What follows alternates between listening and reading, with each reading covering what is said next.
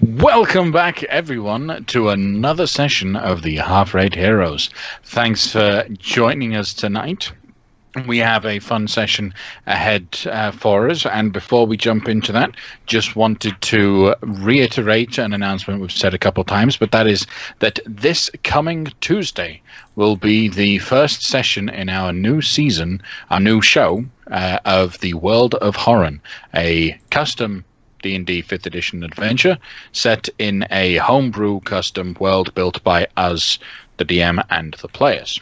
So check us out there. You can. The timings are listed in our Twitch description things, and you can also follow us on Twitter at Crituitous RP to get more details about that. Before we jump into our adventure today, I wanted to just welcome our newest follower on Twitch. So please, if you're watching this via YouTube or something else, go ahead and click that follow button on Twitch so that I can see who it is, and I'll thank you next week. But today, we welcome Captain Merca. Welcome, Captain Merca. Thanks for joining us. So, we're still in the city of Neverwinter, are we not? Yep. You guys have recently gotten back from having stopped the calamity, defeated the individual known as Giannis, and no matter what Lafcadio says, his name is Giannis. And you found that in the wake of all of that, the local Lord Belvedere has also died. He's not here anymore. So there is a planned couple days of mourning, and then there'll be some political competitions and campaigns to try and find the right and appropriate member or individual to take over for Lord Belvedere. Lord Belvedere had risen to power quite suddenly and surprisingly. People didn't really know him prior to him suddenly being chosen, but in the few weeks before the decision was made, he began to very quickly rise in popularity amongst the people. Now that he's dead, they're going to be looking for someone else, but probably paying attention to that sort of thing just in case there's another person that might be unfit for service. In the meantime, our heroes inadvertently went to the plane of fire to get Taslin back, because Taslin got her mind controlled by the scythe. Yes, the scythe. Yep. What happened with the scythe there, Taslin? Well, I attuned to it like a dummy, and I got possessed, and my goal was to find a new meat puppet for my host with the scythe, and I got rescued by my loving and caring team. Mm-hmm. They broke your attunement to it, correct? Yes. Yeah. So no one is currently attuned to the evil world-ending scythe. Who currently has hold of the evil world-ending scythe? Kale. Okay. Somehow I don't think I'd be able to corrupt Kale. Kale was voted least likely to attune to evil objects in high school, so... That's good news. All right. Back on the material plane, you decided it's time to go grab Wampum's army from Mirabar. So, how do you want to do this, guys? What's the plan? Well, we can use the hyper teleportation network to get up to Mirabar real quick. But I've got this soul in a cage here, and he's told me all sorts of details about the compound of the Drow that I'm sure will be filled in later as we go along. But preferably, he's also told me about, the time he's snuck out of the compound to go drinking late at night, so his watch commander wouldn't know about it. So he knows all the secret ways in and out. Maybe he knows that, so I could share that with you. That would be funny. No. No. Yeah. No, he gives you a very detailed description of the layout of the compound. So when you decide to go into it, I'm going to give you the map then. So I'm not going to spoil it just yet, but it's the compound being on the elemental plane of fire is a wonderful mix of stone and lava throughout the entire location. And maybe he has revealed to me the location of their like treasury, like where they might keep Wampum's shield. Maybe he's even seen it himself. Maybe I don't know. Yep, right behind the matron's throne. Right. All right. Well, I'll tell you all about it when we get somewhere where we can draw it all out, so we can plan our attack accordingly. But while we're here in Neverwinter, and before we go to Mirabah, is there anything else you guys want to do here? Kind of. Yeah. What do you want to do? Helm's Hold isn't far away, correct? 20 miles south of Neverwinter, so it's less than a day's travel. Okay. Yeah, I kind of want to go there and find out what the deal is with the Order of the Gauntlet all gathering there. There could be something really bad going on. I don't know why else they would do something like that. So I figure if we're in the area, I don't know how big of a rush we're in, but I would like to check it out if we could. Yeah, I'm down for that. It's only a day's travel. I don't mind. Okay. Nos, what did you were going to say something and I interrupted very rudely and I apologize. No, you're fine. Please. It's all right. I was wondering if it would be worth it to run by the jeweler's shop to reobtain the Ring of Fire Resistance that I gave up in exchange for the Ring of Lightning Resistance. It'd be a very quick exchange. I doubt even any words would need to be said.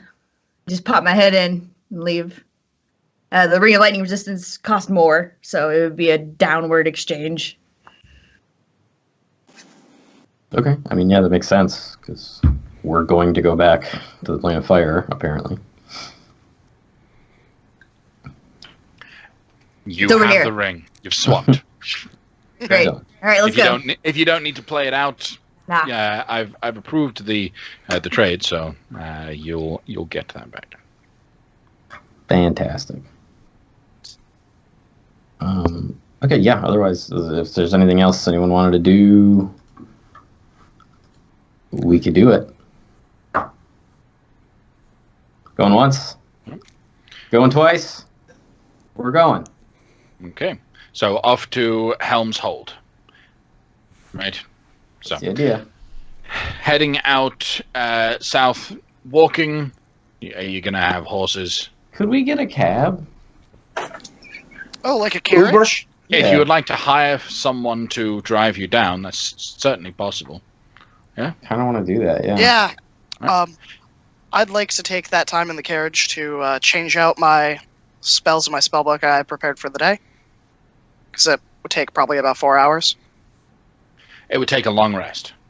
Yeah, which would be 4 hours for me. Yes, but you remember and always pay attention to the limitation on when you can take a long rest, once per 24 hours. So you can't take it too soon after having previously done so. Okay? Right. So the carriage driver that's on his way out, his name is Luvash. He's got a pretty nice covered wagon that you can sit inside. You've got two deals. You can either pay for him to go there and wait and then take you back, or you pay for the cost of him going there and back because he's probably not going to have any work that'll take him back to Neverwinter, and you got to pay for that. Right. How much is that going to run us? So the 20 miles, trying to think of an equivalent for local cab rates. How much was my last Uber? All right. So it'll cost you for one way 40 gold. If you want to, for the group of you all together to be able to go 40 gold, 40 gold back. And if you want him to stay and wait for you, it's an extra 20 on top of that. I mean, how about we just make it an extra 10 on top of that? Or no? That would be 100 with the 20. So yeah, I'm cool with it. I'll pay for it because I'm tired of walking and I can't summon my griffin for 5 more days. So Okay. great. Thanks, Cam. I'll give him 10 pieces of platinum. Yeah. We'll climb on board, jump in back, and we'll head on out. The ride down, being on the wagon, is a little bit quicker than just casual pace. Not too fast. Don't want to give you all seasickness or travel sickness in the boat, the carriage. But the road down to Helm's Hold is quiet. Not a lot going on. The Helm's Hold structure is what looks like a large castle structure. High buttressed walls surrounding a fortress within the outer walls. There are plenty of knights. Like, you heard that the Order of the Gauntlet retreated back to that location. You can tell that immediately as the wall is covered in these soldiers, each armed with longbows. The corners have ballistae, and the gates into Helm's Hold currently has a moat built around it, with its drawbridge raised, and a series of knights stood in front of it, waiting for people to come past. One thing. How long does it take to get from Neverwinter to Helm's Hold? So typical pace is on this. The speed is about 4 miles per hour. So assuming he doesn't take breaks for the horse, 5 hours. All right. Can I take a short rest in the cab? Yes. Right. It's quite comfortable inside. Nice. I'll use Arcane Recovery to recover my 4th level slot.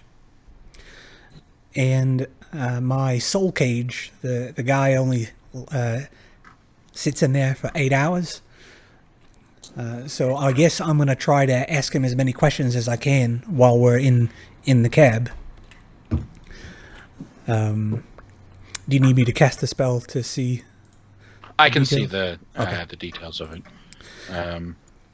So which aspect are you going to use? And you've already used one of them, right? Yeah, I used the scrying. I'm going to use the query soul. Okay. So I ask the soul a question and receive a brief telepathic answer that I understand. The soul knows only what it knew in life, but it must answer me truthfully and to the best of its ability. Okay.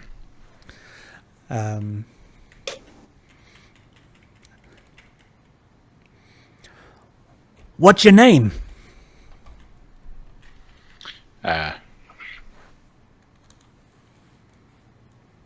What's my name?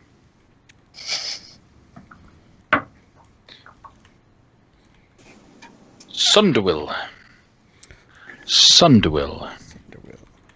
All right, so that's another use. I got 4 more. All right, Sunderwill. We're gonna assault the compound that your matron mother is in. If you were gonna do that, like if you were gonna betray your matron mother, how would you do that in such a way as to ensure your greatest chances of success and your least chance of death? Okay, so the answer is no more than a sentence or two and might be cryptic. I'm wondering how I can make this cryptic. The matron has multiple defenders that almost match her in power. I'd distract the consort first.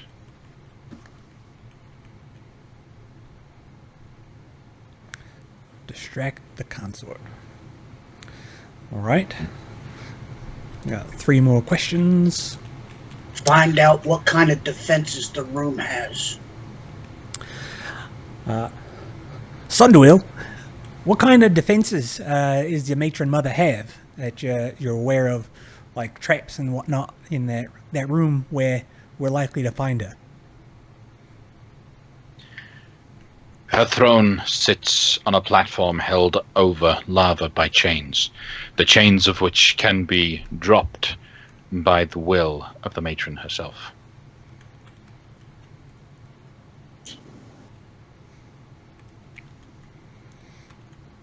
All right. I'm relating all these answers to folks as I'm getting them. And does anyone else have any questions for this fella? I got 2 more left. I want to know if her complex is located within the safe zone in Plane of Fire.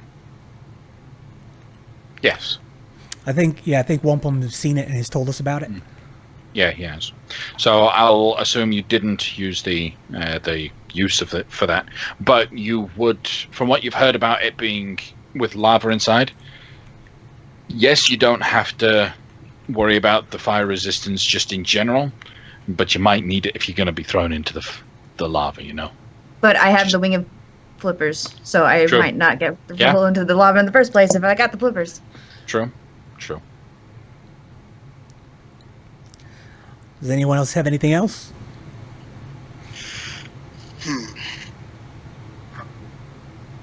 Do we want to ask about the consort and their abilities? That's a good one. Who is the consort? Thunderwill, how would we recognize who this consort is, and how would you go about distracting him? Or her? I don't know. That's 2 questions. I've So got which 2 ones left. do you want to ask? I've You've got got 2 2 left, left, so you're that's going to fine. ask both of them? Just say them. Okay. Or So wait, that wasn't. to answer who is the consort, he'll give a brief description that will include both the name, which is Quivdeen. That is, and I'll type that out. Quivdeen. But also a description of this individual in that they favor can you as players see that? Yeah. So he favors armor that is light but designed with multiple imagery of webbing, which are included between portions of his armor is this webbing that helps to increase his mobility and improve his capabilities. He is also most notably different from any other male drow by way of his huge scarred face. He has taken a few too many lashings to the face when he's disappointed the mother. To answer the question of how would I distract him,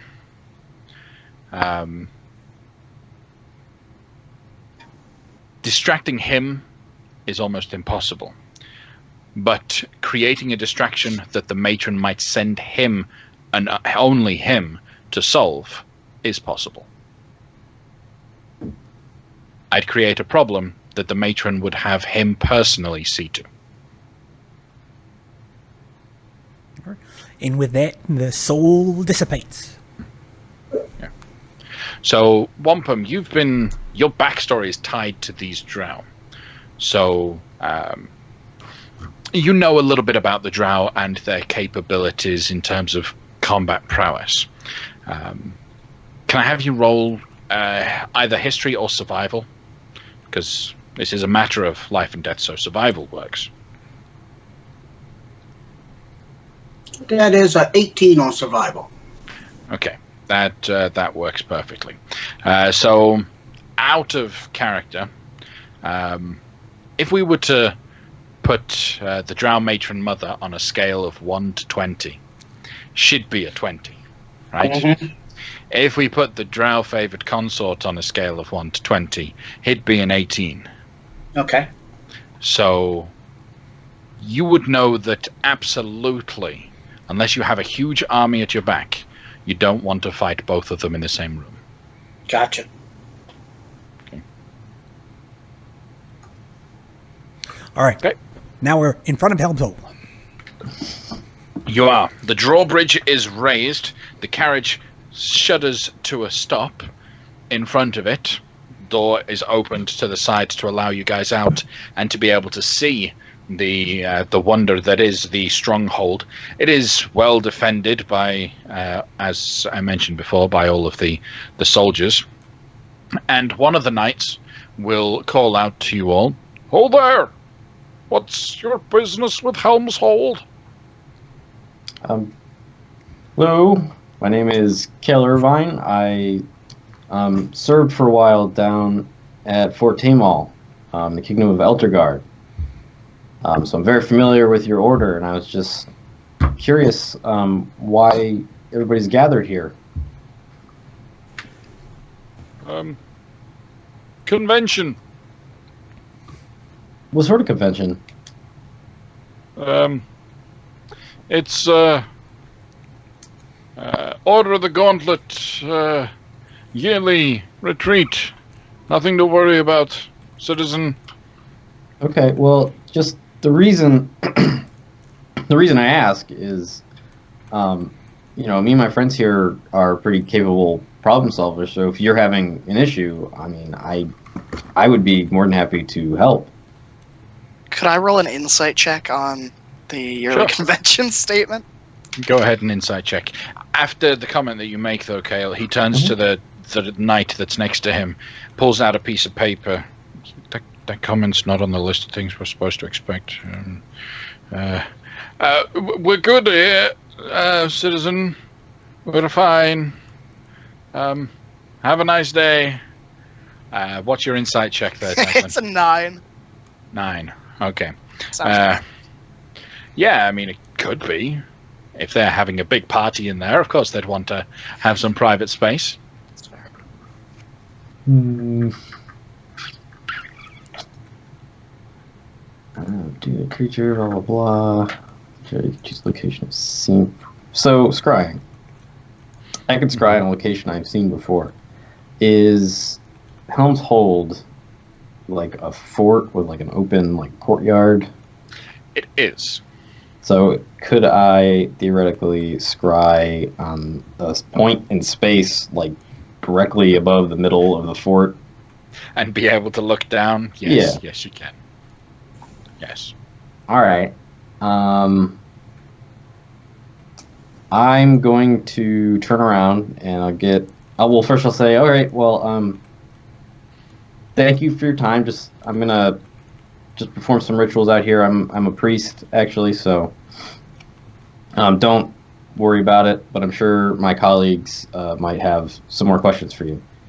And then I'll turn to like Lefcadio as I turn around and get my orb out of my bag. I'll be like, can you just like keep him busy for a minute? And then I'll scry I'll do the thing I said I was going to do. Oh, is this an exclusive convention? Like, can we come in and check it out? Order members only. Do you have a badge? I've got this badge. Can you see it from up there? No. But that's a trick question because we don't actually have badges. Ha ha. Ha ha. No invitation. No admittance. Okay. How long does it take to cast scrying there? Didn't read that part. Casting time, 10 minutes. Yep. So, got any more questions for him? We're just all from Neverwinter. We are, Thanes. We saw that. The carriage came from north. Yeah, but the Thane ship, that's new information, surely. Oh. And that's what my badge indicates. And I'm kind of a big deal up there. Okay, big deal. Why do you want to come in? Well, there was some goings on in Neverwinter, and we were surprised that we didn't see any of your order up there. So we just came to check and see what's going on. What kept you, locked up here in Helm's Hold? Oh, it was all in hand. We knew other people had it. It was all good. During which time the scrying finishes. You get a view of the courtyard, okay, littered with bloodstains on the inside. You can see a lot of claw marks, a lot of burn marks, and quite a lot of corpses of fiends. Now, that right there is an odd situation to see, because typically fiends and fiends, whether it's devils or demons, when they are destroyed, they're more unsummoned than anything else. These ones weren't unsummoned.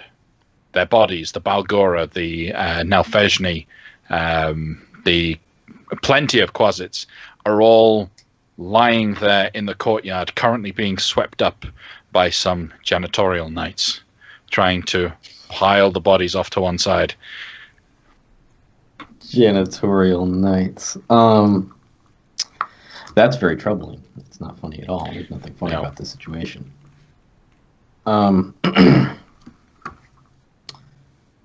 So these guys, how far away are these people that we're shouting at from us? The moat is only about 40 foot away. Could it be closer? Why? Why do you need it closer? So I can talk to them more bettery. All right, so I'll get up, and I'll interrupt Lafcadio and be like, after putting the orb away, and I'll say, look, all this, we still have, just a lot of questions, and, we traveled all this way. It's kind of taken us, most of the day. So all this shouting is kind of, it's wearing me down. It's making us kind of hoarse, I'm sure you're getting tired of it too. Would you mind if, we don't need to come in, but could you get maybe your commander or your watch sergeant out here, just on the drawbridge, just so we can have a chat? Roll a persuasion check. Sure. With advantage because Lafcadio did show them a valid form of identification. Oh, thank God that had advantage. Still only a 14, but it could have been a lot worse. Fair enough. All right, one moment. After a couple minutes, the drawbridge will open up a little bit, not drop. They're keeping that drawbridge closed to hide what's going on back there. But a door on it opens up, and a ladder starts slowly being put across the gap as a female soldier in some pretty heavy garb starts walking towards you. She has a great sword strapped along her back and a huge emblem of Tyr on her chest. As she steps forward, "Hello, I'm Lady Ocean Stormbanner of the knights here. I can explain everything that's going on." Well, start explaining. Sure, please, yes. We apologize that it seemed like we were running away when trouble happened, but don't worry, we were actually running towards some trouble rather than away from it. We were helping to defend the city against potential additional dangers. Everything has sorted itself out now, and we will be returning. Okay. How far away from me is she now? Now she's across the causeway, so she's within. Wisdom save. Okay. But what? Reading her mind. All right. Now, I need to clarify something. Yes. And I would like to discuss and clarify something. Your ability to cast suggestion on individuals. Mm-hmm.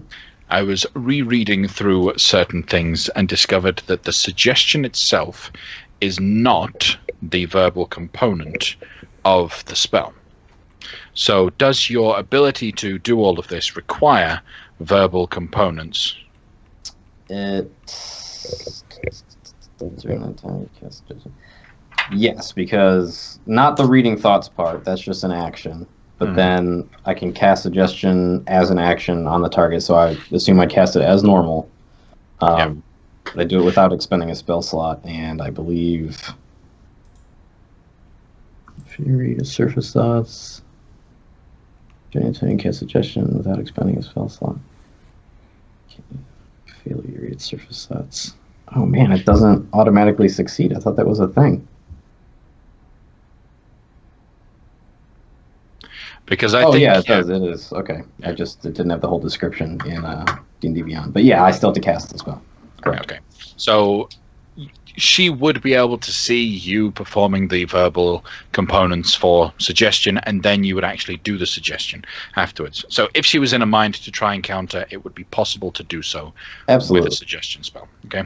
So wisdom save, did you say? Mm-hmm. That's going to be a 22 and a 20. Yeah, that's a 22. Great. Okay. Good for her. Very wise. Rolled a 20 probably. Yep. All right. Can I mean, it sounds like she's still shouting, so she's still kind of like at distance. She's getting closer to you, but she's also projecting her voice for the sake of the people behind her as much as anything else. Right. It's clear she's trying to keep up appearances and look in charge. Okay. So, I'll hold up a hand to everybody else in the party to indicate, just like wait here for a second. I'll go talk to her, and then I'll step forward to try and like maybe meet her. Yep. Yes. So how can we help you, sir? Well, all right. I'll lower my voice, which is two of us talking. Look, again, I don't know if your subordinate told you, but my name's Keller Irvine. I'm a cleric of Denier, actually, and I'm from the Kingdom of Eldergard, so I've got a lot of experience working with the Order, right? And I wanted to talk a little bit more closely because I didn't want to alarm anybody, but I did see what's happening in your courtyard. I'm just looking for some more information on that, and you're really capable people, me and my friends here, and we would love to help.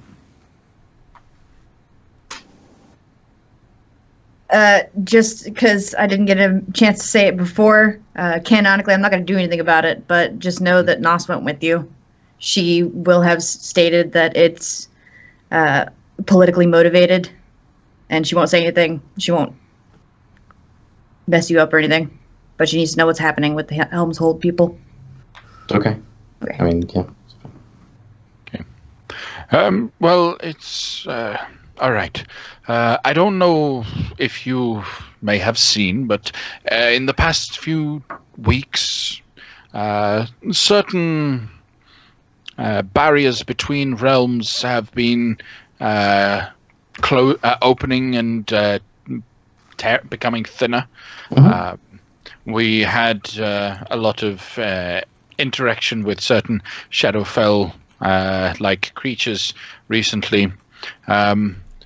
One of our more studious knights had a theory about the destabilization of more than just the inner planes, and so we at Helm's Hold have always considered ourselves a defense against the dark of the abyss and the hells. And sure enough, when we went down into our crypts, we found open pathways to both. Creatures came out and attacked from within. We managed to close it up, and well, we didn't close it. We don't know how it closed, but we managed to stop at least from any of the fiendish creatures from escaping out into the greater Sword Coast. But that's why we retreated here, was to defend against the hells. And the abyss at the same time. Wow. And the abyss at the same time.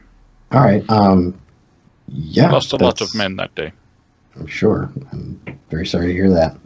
My group and I are very familiar with extraplanar issues. We just got done helping close up a lot of portals from the inner planes and sorting out some issues there. How did you close them? Because we never figured out why ours closed.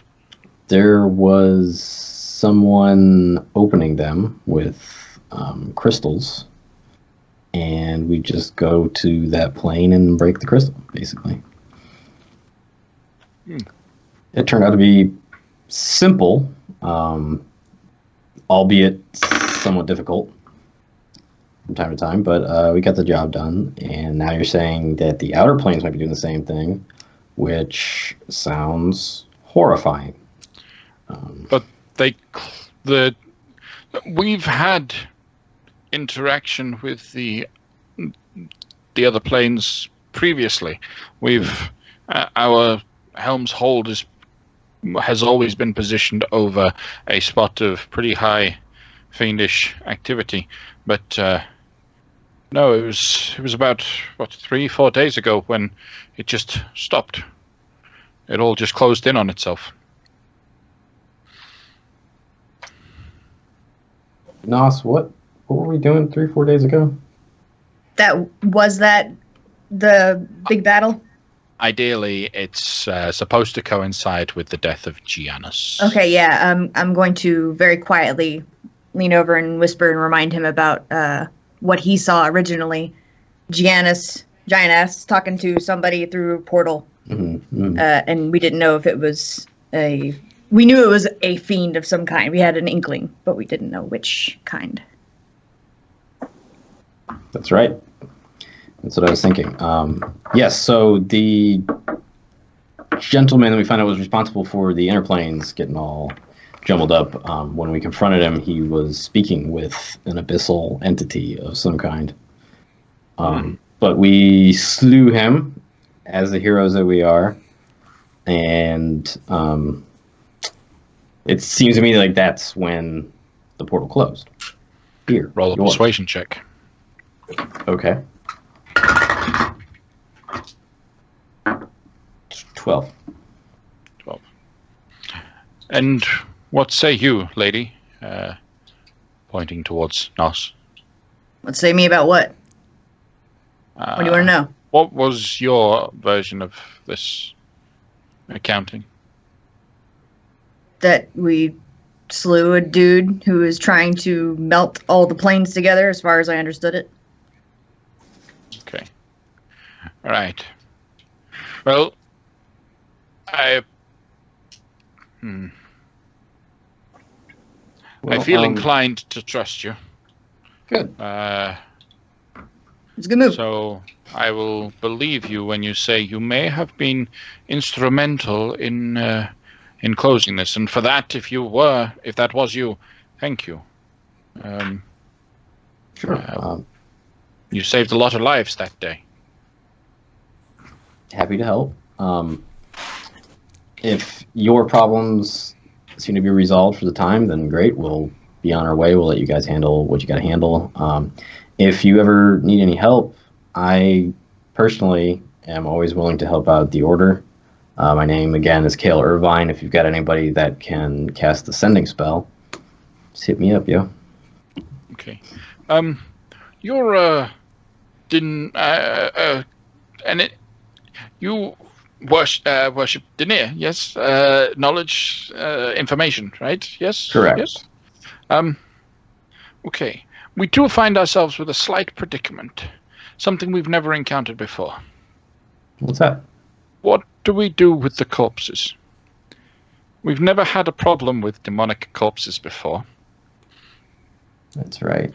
I'm worried that if we just bury them, it'll affect the world around us, and so. But usually we would incinerate bodies that we don't feel like we can trust destroying, but incineration isn't working. Incineration with just normal fire, right? Yeah. Okay. I might be able to do something about that if you let me give it a try. What are you thinking of trying? Holy fire. Which isn't strictly speaking fire, it's more radiant. So. Okay. Follow me, please. She'll turn around, walk along the ladder across. Can we bring our buddies? We're kind of all together. Yeah. Taslin's like peeking out from like the carriage. Just like Yes, but please keep your arms and legs to yourselves. You got it. People are a little testy right now, and of course. Yeah. Yeah, no problem. Okay. So she leads you over the ladder, over the moat, towards through the door into the courtyard. And yes, as you saw before, it's a bit of a mess. They're trying to pile up all of the fiendish bodies up onto one side. You don't see any corpses of knights around, so probably they were dealt with first or earlier. So here you go. I don't know Sacred Flame. Didn't know that about myself. I don't say that out loud. That's out of character. But I got something else I could do. I think I got that. Okay. I was going to ask, yeah. Lecadio, could you try? I've seen you do the thing with the column of the Holy Flame. And What's all this then? What are we? So, yeah, they apparently had an extraplanar portal open up and a bunch of demons and devils and whatnot. Well, a bunch of demons. You said demons specifically, right? Specifically, we had demons, yes. Okay.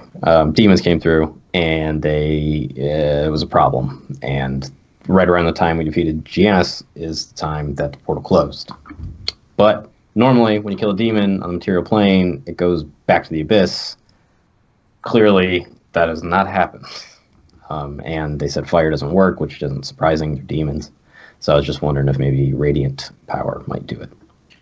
Would Tasla know if any fiend ingredients like fiend blood or fiend remnants would be useful in arcane pursuits? Yeah. The more powerful the demon, the more potent the magic within their very essence.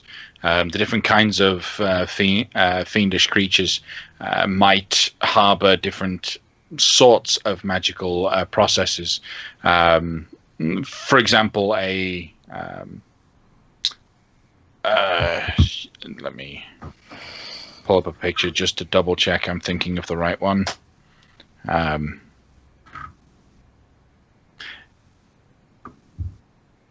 What? You failed your investigation check. Oh no. You spell Balgora. Barl? Balgora, there we go. I was doing Balgora. Balgora is probably someone else. Okay, so the Balgora is the one I was thinking of. Yes. Okay. So the Balgora being a creature similar to a large ape-like monster. Its tusks are specifically useful for certain alchemical processes. Same with the wrist cuffs that you'll find around most Balgora's forearms. If you can harvest these, some people might be able to use them in the crafting of certain magical items. The more powerful the demon, the more powerful the item that's created. You said there was a Nalfeshni corpse? There was a Nalfeshni, which has wings. So the wings are usually probably the thing to do. Yeah, so as I'm looking over these corpses, I'd be kind of rambling off certain uses, and I would turn to Wampum and Kale. Would you assist me in harvesting some of these? Wait a second there. Harvesting them? I'm sorry, I must protest. These things are to be destroyed. Any remnant of them existing could be a danger, could corrupt. Well, These yeah, should not be permitted to remain. it could, but there's also a way to cure poison by using more different kinds of poison. Maybe it's something like that. Maybe by taking from them, you can have some kind of defense against them. Tasla, Indeed. is that what this is? That is. Look, Yeah. guys, not the right place. They just recently lost a lot of people to these creatures, and they have a very strict code of honor and ethics, and they really don't like demon stuff. I understand your point, Taslin, and I agree that we may be able to make use of these parts, but I don't think it's going to go over very well for us if we harvest them in front of all of these people. Kale, all due respect, I think you're kind of speaking for them when she should be speaking for her own order. You're not an unreasonable lady. You don't strike me as an unreasonable lady. So what do you think? I would much rather. I would sleep better at night, knowing none of their kind remained. The use of their kind to better us simply invites more danger and destruction. While I understand the concept and the premise that you're coming up with, it's not like you're likely to find a cure for the abyss itself. There will always be demons, and you might incur more wrath by doing such a thing. I just wanted to make sure you were loaded up with the knowledge before you made a correct decision. Yes. Well, if that's your wish, I wouldn't impede. After all, you're the ones that slayed these. Thank you. Are there lots of bodies? There is quite a pile that have been built up. Mostly, it looks like there's about 5 or 6 bodies. Lots of parts kind of piled on to one another, next to each other there. All right. So I want to get one of the less impressive samples and try to sacred flame it. Okay. Casting Sacred Flame on the body part, you create this burning flame of radiance that does start chipping away at the flesh. Sacred Flame is such a small, controlled burst that a lot of it would probably dissolve and destroy the fiend if you had enough castings of it and one concentration. But probably not going. It's going to take a while to use Sacred Flame to do it on everything. Does work, just maybe a little bit too small. Okay, no, that's all I wanted was a proof concept. Lafcadio, if you don't mind, I'll take it from there. Thank you for testing that out for me. I appreciate it. Sure thing. I want to, if I can, just mention 2 things. Sure. Firstly, in our next endeavor, where we're supposed to distract this consort fella, it strikes me as having a couple of reanimated demon types might be handy. Like that might show a certain level of threat that they might send a big enforcer type after. So if we were able to pull a couple of these and Taslan was able to do his thing on them, then perhaps that could be useful. That would be useful, but I don't believe I can raise a demon into undeath, as they are outsiders and not humanoids. Right then. All right. Second consideration is that, like when you kill a demon and it goes back to the abyss, that's the normal order of things. So they're quite happy to keep coming back to the material plane because there's really no consequences of them dying. What if we don't destroy their bodies? That could possibly keep them from going back to the abyss and ultimately weaken them. I don't know really how this works, but it's something I just thought to think of. If we leave the bodies here, then there's a possibility that they get back up and continue their rampage again and wind up killing a lot more people. If we dispose of their bodies and they wind up back in the abyss, it's much less likely that they'll be able to get back here, since it seems that we've solved that issue. Right, because the portal closed as soon as we killed Giannis, or around the same time. So, the likelihood that they can't just come back to the material plane willy-nilly. Someone's got to bring them in. So, I'm of the opinion that we should just get rid of them. Okay, Me too. Okay. All right. In the absence of any further objections, Kale will step up, grab his sunburst pendant, and cast Dawn on the pile of bodies. Okay. And that lasts a minute of really concentrated radiant damage in a wide area. That level of spellcasting pouring into the damage will just burn. will just burn away at these corpses quite heavily, and they will dissolve and disintegrate away. As they're burning away, you'll start hearing chatter coming from some of the knights, and eventually it turns into clapping and cheers. Hey! Hurrah! Great! Great. Once it's finished, Lady Stormbanner turns back to you. Thank you very much for... we didn't realize that this would work. Why didn't we think of it?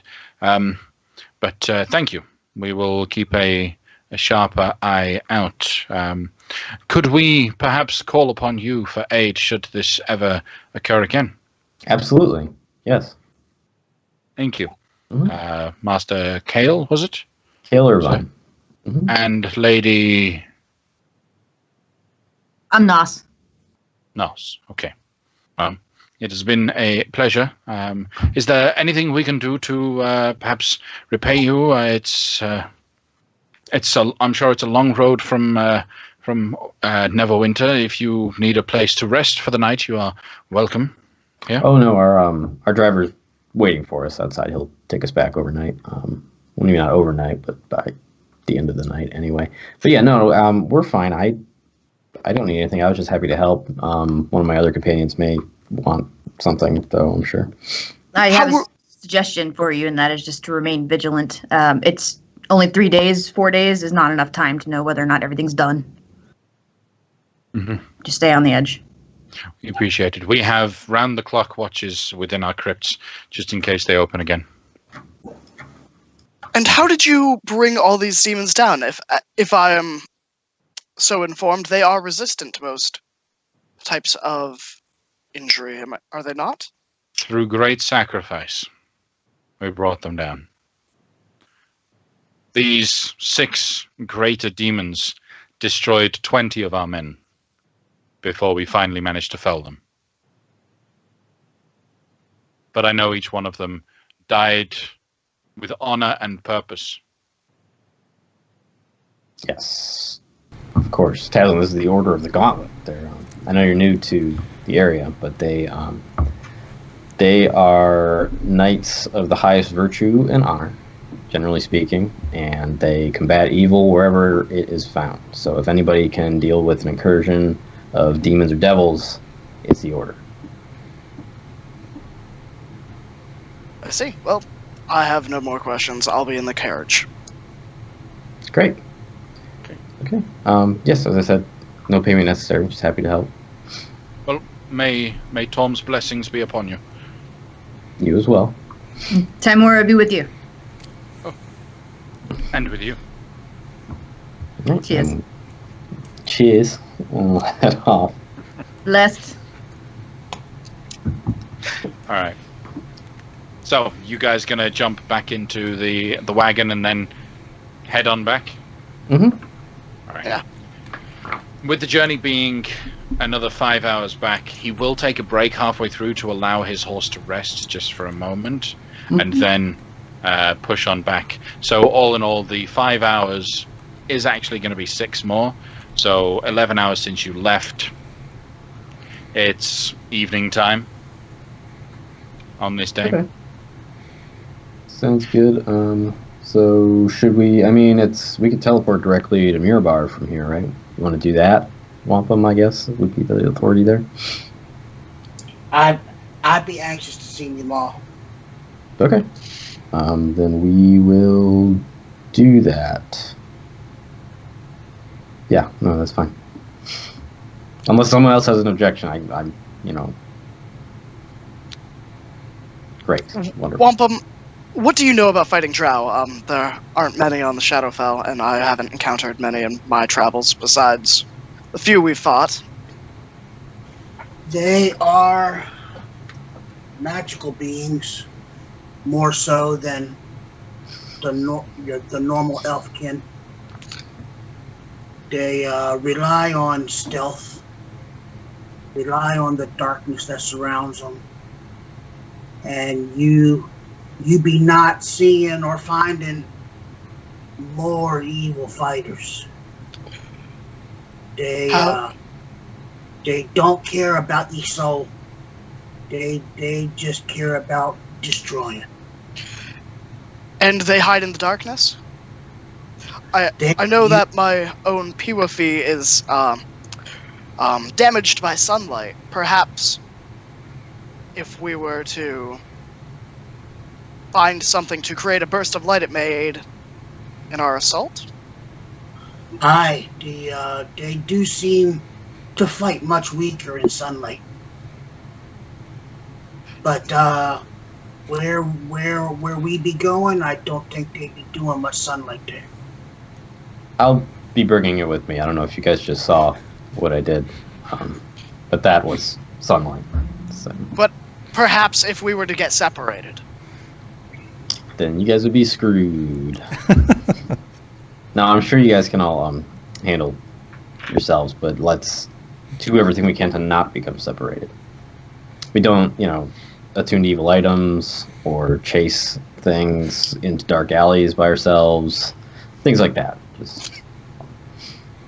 The matron mother be more evil and more powerful than anything that we faced so far.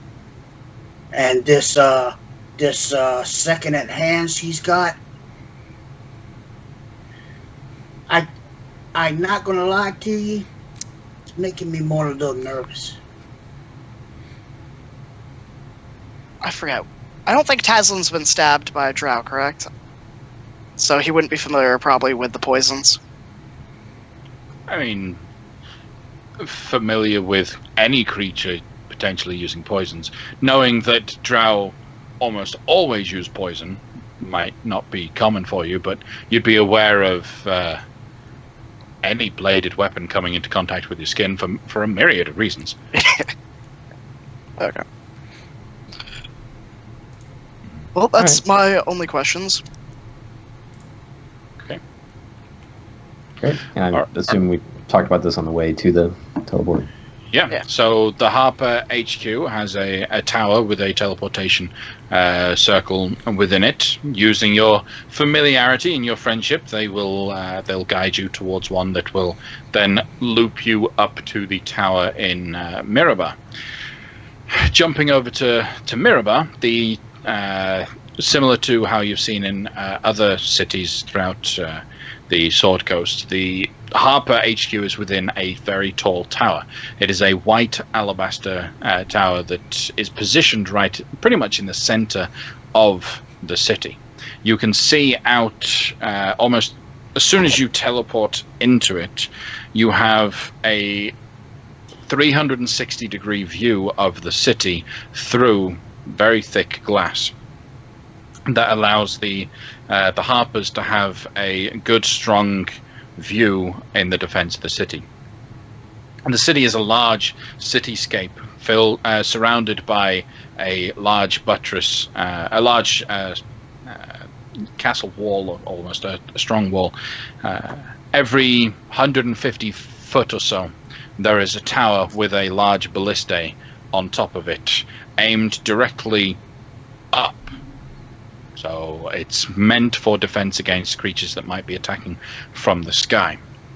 The city is built into concentric circles away from the central point, and the further away from the center you go, the lower in elevation you also end up going. So it's almost built upon a hill, tucked into the side of 3 joining rivers right here. Now, Wampum, this is your home. So you know that your compound is just off to one side. I think I just heard myself. Nope. Okay. All right. We're good. You know your compound is just off to one side where your home is, but tell us a little bit about it, if you don't mind. It's actually in the northern part of Mirabar. Okay. It's a compound that's surrounded by a small wall that is very, very well made. It's very busy. If you walk into the compound, you go through a stone archway, and to the left is all of the soft, small armors and the small leather goods and stuff to the left. far northern part of it is where the heavy armor and weapons are, along with the forge. And to your right, to the east, would be all of the alchemists, the apothecaries, the jewelry. Right in the middle is a very large tavern called the Hammer's Hand. That's where we be gathering after a long and hard day's work. Okay. So you've got this wall that surrounds the outside. Is the wall usually manned with security, personal private security, or would you guys be able to enter in towards the tavern without really drawing much attention? If you're not a dwarf, then everybody's going to pay attention to whoever's entering the compound. Mm-hmm. But it is freely entered. Okay. All right. So you walk on through. You can see the tavern, the Hammer's Hand, you said? Yes. Yeah. So people will start to notice and recognize you. Would they recognize Nos? Yes. How connected you are? Yes. Yeah, okay. So they didn't recognize Nos. They wouldn't quite recognize those that have come with you, but the two of you present, they start to chatter and talk and wave hi and all of that. Stepping in, everything goes silent for a while. A female dwarf comes running right up towards you, chest puffed out, stern look on her face. Ma! It's about time you got here. And I'll gently grab the side of her face, and I'll slowly touch foreheads. I miss you. Wampum. Nos! Get here. Come here. Monty! Yay! Big Give her a big headbutt there. Right. Who's your friends? Who have you brought with us? Ma, this be Lefcadio. He be very good at the magic, you see. As well as talking, Mr. Lefcadio can talk a horse to sleep.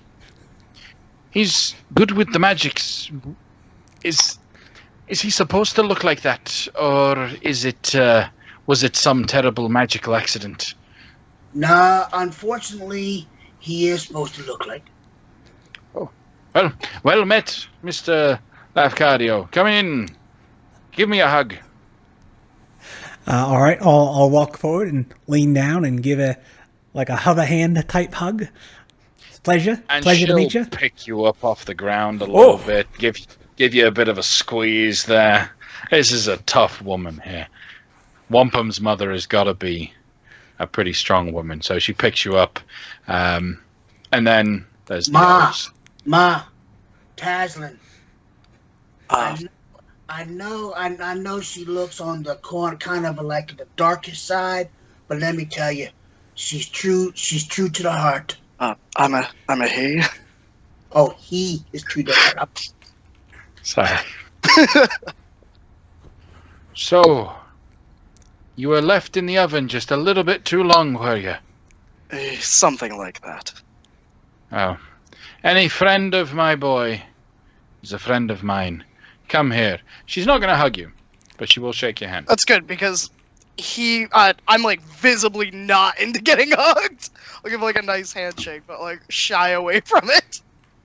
When she grabs your hand, she'll pull you in a little bit close to do the whole, arm around the shoulder, pat on the back kind of thing. She will whisper into your ear, "If you ever hurt my son, I will come after you."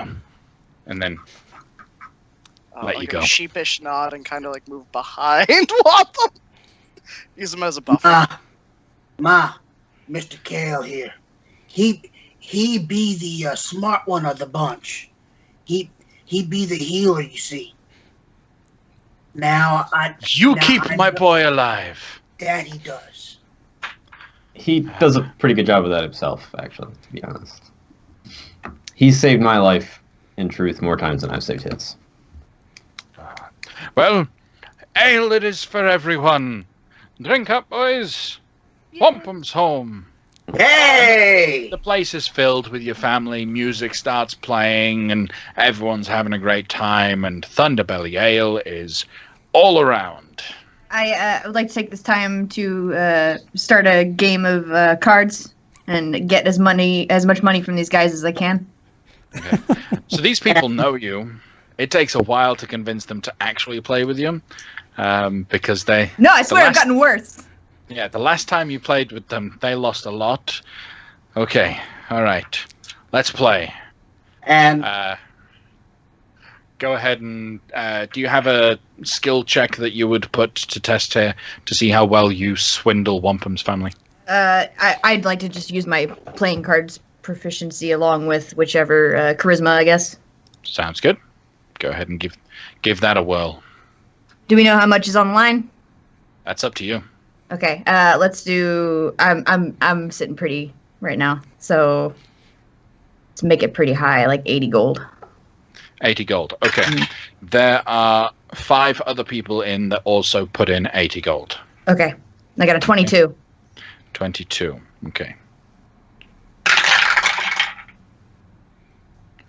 That's better than anything I rolled. After a tense few, like maybe an hour or so of just playing back and forth, slowly, one by one, you manage to whittle out that pot of 80 gold from each individual. You get back, 400 on top of the 80 that you put in. There you go. Made a nice, tidy profit there. Suckers! I got you twice.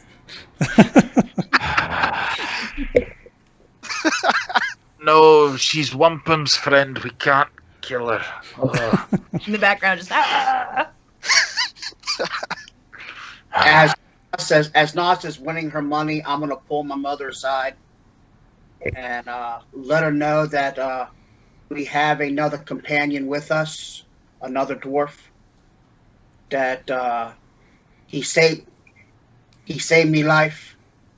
I brought him back from the city of Brass, you see, and that's where we be headed back to to our very final revenge target.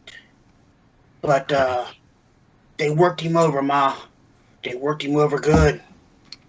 So I brought him back here.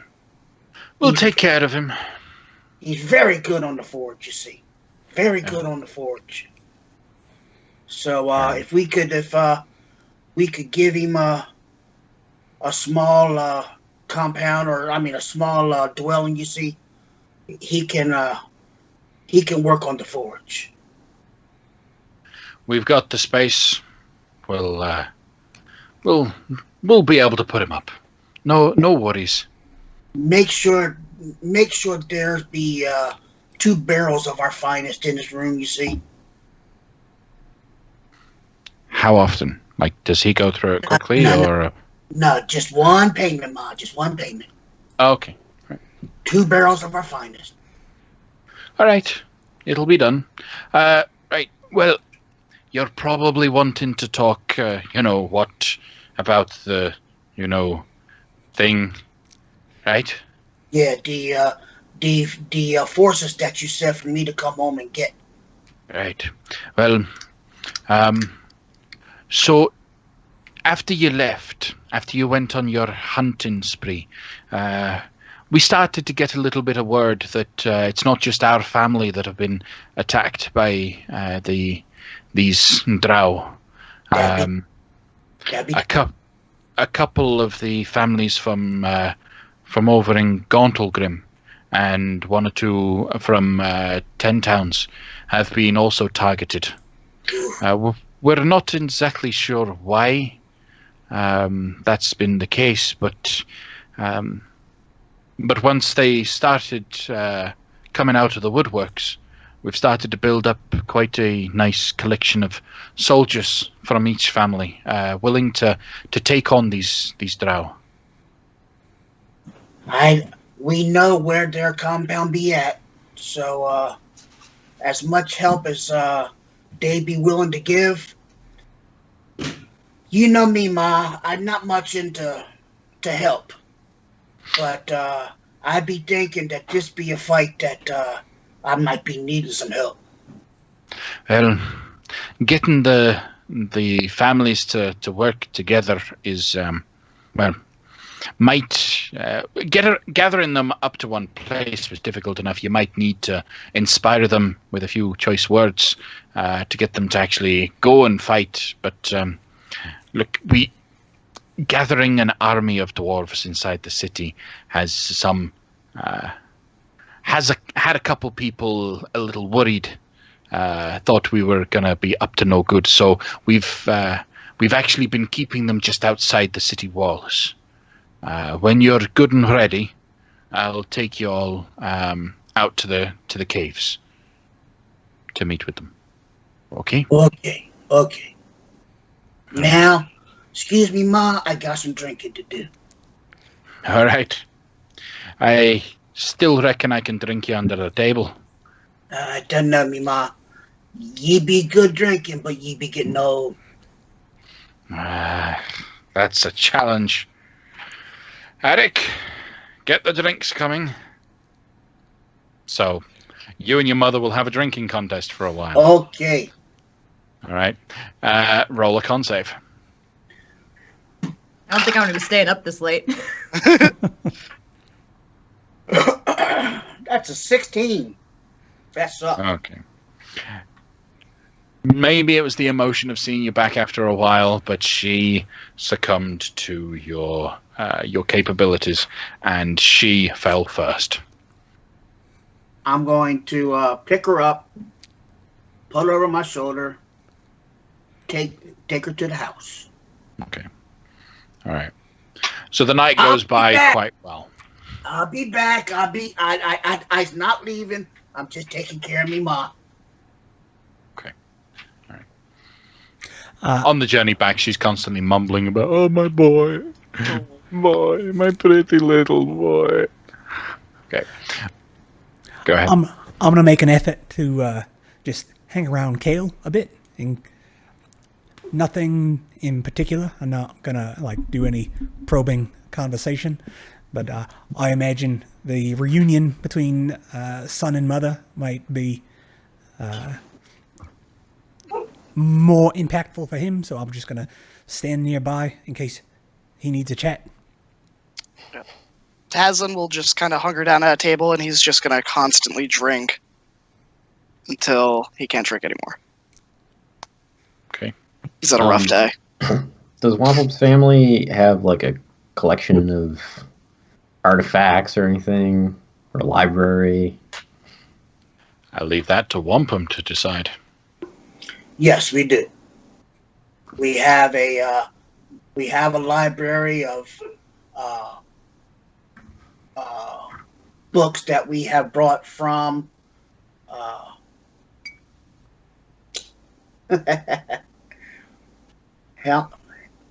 Helm's Forge, I believe it was. Okay. And we've also brought the me father's ceremonial magical armor and his ceremonial axe that are proudly displayed. Mm-hmm. And we do have a very extensive armory, weaponry that are cool. all displayed. Would I be allowed to touch the magic items? Just to cast Identify on them? Not to grab them, but I just need to... I'll make sure that they are... Yeah, I think under Wampum supervision, no one's gonna jump in and say no. But yeah, as long as Wampum is there, you can identify the items. Okay. Yeah, I'll probably just do that, and then that'll only take a half hour tops, and then just hang out in the library, I guess. I'll probably ask Livcadio to help teach me Celestial. Sure thing, mate. Okay. Awesome. You see, they don't use articles. It's kind of a weird language. Sure. Well, it sounds very similar to Abyssal, which actually isn't super surprising. It's like one's all vowels and the other's all consonants. Is that? Sure. I imagine they have maybe a common route somewhere. Probably. Okay. Then, is there anything else that will be happening over the course of this evening's festivities and revelries? Wampum will not go to bed until all of his compadres do. Okay. Right. So I think probably the last one that stays up is going to be Nos. That'll be the last one before you go. Unless she's a lightweight. No, not necessarily. Just it's a room full of dwarves. It's like there's only two things to do: take their money and drink. Actually, over the course of the night, over the course of our travel back to Neverwinter from the place, Helmshold, I would have used the ring to restore a 5th level slot. And then before the night's over, I want to try and scry on the Loxodon guy, who I have one of his things. All right. So looking at him right now, you'll see him and his bone claw. They will be sat inside one of the, those vaults that were being used to house magical items that you guys defended? Mm-hmm. Well, they've actually retrofitted one to hold him for the time being. So they'll put a little bit of a bed inside there, but it's behind this big, heavy door that will magically shut on command. But he's actually there just having an interview with Darathra right now, all about his capabilities, his history, and what he hopes to gain from the future. She's showing him flashcards and getting an idea of his state of mind. Okay. The usual tests.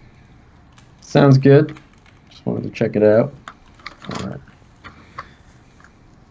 That's it. I'm done. Okay. All right. Then if there's nothing else, you guys will go to bed, rest well, wake up in the morning refreshed, and ready for a new day, fully restored. And I'll fill up the slots on the ring again. And I'll ritual cast water breathing on everybody. Okay.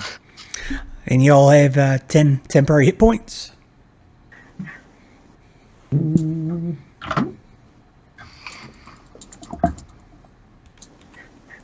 Okay. So, Kale, when you say you'll fill up the ring, you mean you'll expend the spell slot after the long rest or before the long rest finishes? Before it finishes. Okay, so you use yesterday's spell slots to refresh the... Yeah. Okay. Sounds good. All right. I think I'm going to wake up early and go find the kitchen and help whoever's cooking make some really greasy morning food to kind of help everybody with their Thunderbelly Ale hangovers, which I'm sure are amazing. So if y'all wake up and go down to the mess hall, wherever that is, you'll see Nos in some kind of kiss the cook apron, just getting busy at the griddle. The chef, the cook, is making one big pie, and that meat pie will be enough of a hearty meal to really wake everyone else up. Okay, all right, it's a meat pie. You said pie initially. I was like, why? Because pie in England is a meat pie. Got it. I'm in the South, in the U.S. Yeah, that's a dessert, right? Yeah. Right, yeah. Okay. Weird. Anyways, so a meat pie, which is it's a steak and ale pie. So there's actually a little bit of Thunderbelly ale that's been put inside the crust to really give it a bit of a lift and take the edge off that hangover. One big one for everyone to just come in and take a ladle full out. Okay.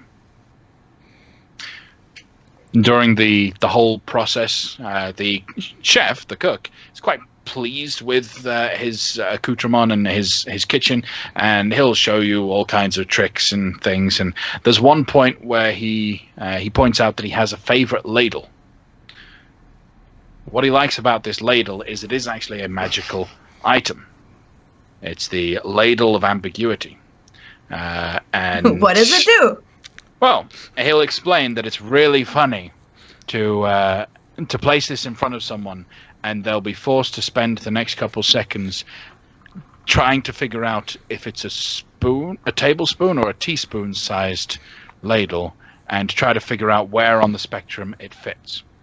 And while they're distracted, you throw in the pie right in their face.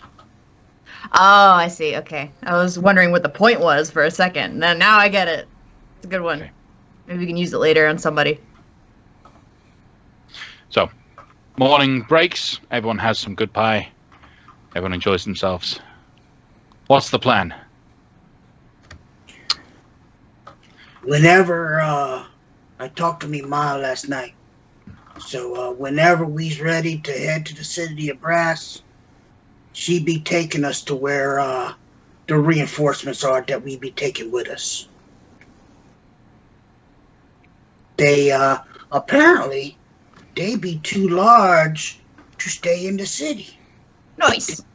They were making a spectacle, and the city was beginning to wonder what us dwarves were doing. I mean, just sounds like a safe precaution, keeping them outside. All right, well, let's go say hi. So Before we go, two things, really, everyone. How are we getting the dwarves to the city of Brass? And secondly, how are we assaulting these drow through the city of Brass without already alerting them? I mean, we've already had 2 run-ins with them, so I don't think they're not going to be on alert no matter what we do at this point. Correct, but we could assume that the Ifrit may get involved if we bring an army of dwarves marching through. That wouldn't be entirely unreasonable. No. Or they might not care. I don't know. I don't know much about the Ifrit, to be honest. I'm sure they probably wouldn't like there being all-out war in their city. Well, I guess some of it depends on how many dwarves there are. Like, if there's like 2 of them, then it's not a big deal. If there's 50 of them, that's quite another matter. So I guess we have to figure that out first, and then like maybe invite them to help plan the assault. They probably have a bit of some experience with this sort of thing.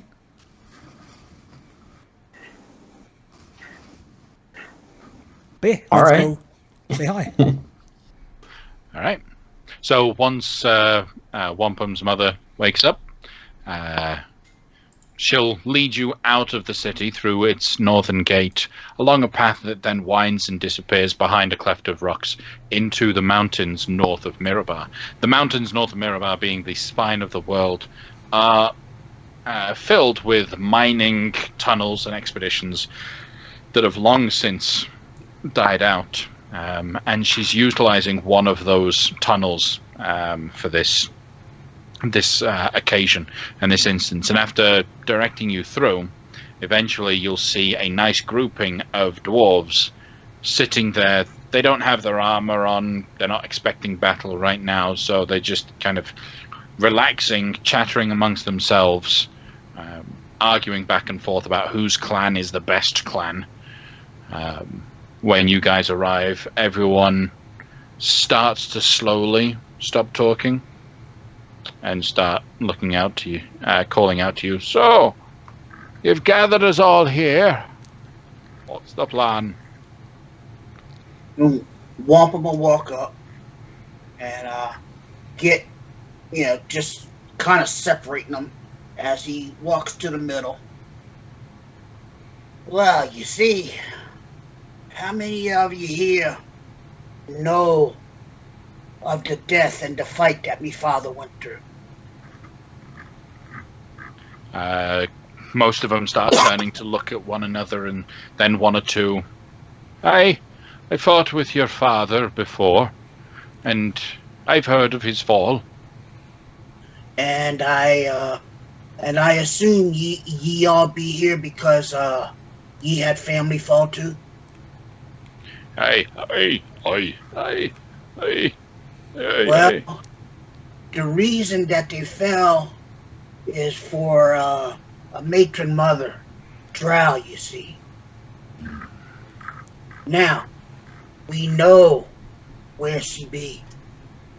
She be in the city of Brass. Let's go get her. Death to the drow. Now, I be asking y'all to come.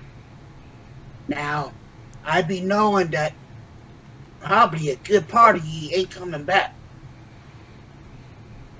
But you be fighting for your family, you see. Now, I might not be coming back either. But I'd be fighting for the honor of me family. Now, if I can have ye honor, and if I can have ye fighting with me back, let's go kill us some dwarf. Killers. Good save there. Good save. Roll a persuasion check. With advantage. Alright.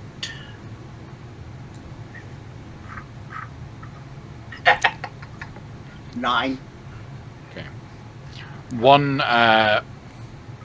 dwarf in particular will step up out of the crowd. You'll recognize him from the Anvil Biter clan, who have had a bit of a rough relationship with the Thunderbelly clan in the past. And he'll just call out to you. And why should we follow you to this battle? I think it should be someone else, someone older, stronger, and better. Well, if you want to prove yourself, then I say we do it the dwarf way.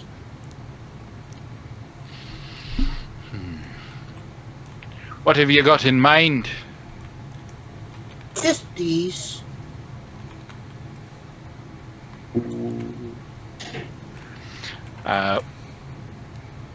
Before he even gets to think about getting into fisticuffs with you, because he's thinking about it, but he's not sure, roll an intimidation check. Intimidation.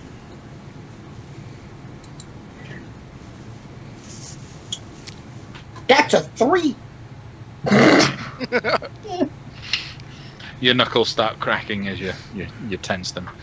Right. It would be a waste of my time. Come on, lads. This guy's not worth the time. What, you scared? You chicken? You gonna back down out of a fight? Like, just like that? You weenie?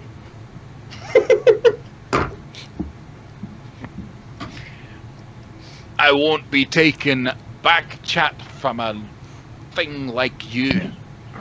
You'll be taking it from anybody, it seems like. You'll be taking it from him, you're Indeed. taking it from me. Just Taking it from my imagine. elf friend here. I'm already laughing at you, dwarf. Ha ha ha. Now this hall that the dwarves are kind of gathered into in this nice little closed-in space that's almost perfectly sized for a fireball. Just thinking. It does have tunnels and offshoots that lead away from it. While you guys are chatting and insults are flying back and forth, and yes, whoever feels the need to double check, that is 20 foot on either side, but the tunnels immediately go jet black. Magical darkness closing off the exits. Those of you who have fought with drow know that is a common tactic to cut things off, as the tunnels that lead away from here are closing off. We're going to go on a short break now and then come back to defend the army of dwarves against the drow onslaught that happens. So see you all in just a little while after we've taken a bit of a break, okay?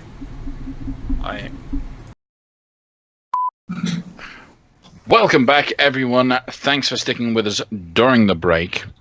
We are jumping right back in as the tunnels around the area all suddenly go dark. That was supposed to be hidden. Don't look at that, guys. The general tactics of the Drow, trying to make sure that no one can see their the amount of creatures that are coming in to attack. They close off any exit so that they can have as many as they wish. Let me roll for the last fellow. Okay. Let's add him in with that. Okay. So, in this instance, in the darkness, top of the round is actually going to be those, the Drow that are coming in to attack. And the first lot will all step out from the shadows.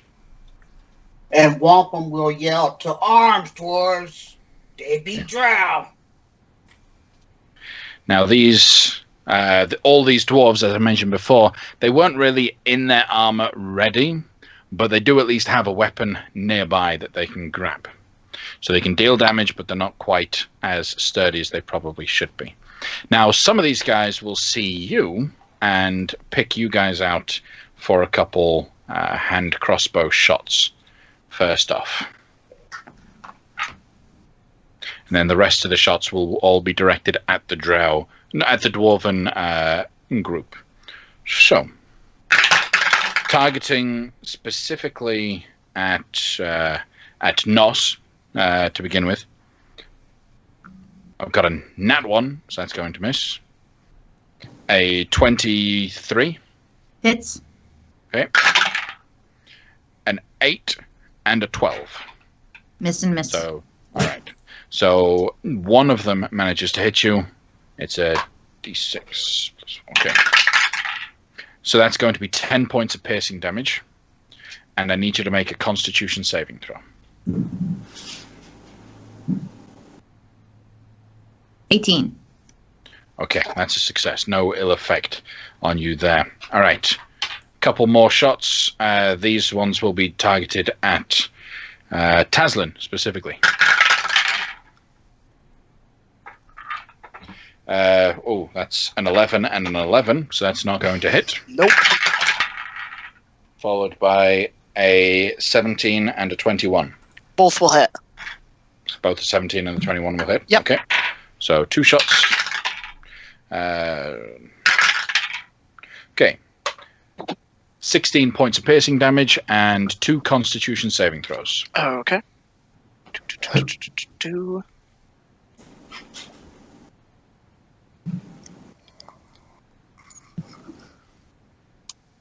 And let's roll these Constitution. Yeah. That would be a 14 and a 12. Okay. So the first one succeeds. Unfortunately, the second one will fail. As you fail, you become poisoned for the next hour. Okay. So the poisoned condition just means that you have disadvantage on attack rolls and ability checks. Perfect. Right? Then the rest of those shots are all going to be generally directed inwards. Okay. Cool. Couple of the dwarves get hit, couple of them don't. They're weakened a little bit, but that is them expended. All of which they're firing with an incredible bombardment of just these hand crossbow shots. With the debilitating poison damage, that's the first volley. Lafcadio, what are you going to do? I am going to cast Synaptic Static at the fellows here on the right. Okay. It's a 20-foot radius, so I'm going to pick a spot behind them in case there's more back there that I just can't see. Okay. And they've all got to make what kind of save? An intelligence save versus 18 DC. Okay. So there are 7 of them there against the Synaptic Static. Okay. Just going to roll those. 17, you said, is the DC? 18. 18. Okay.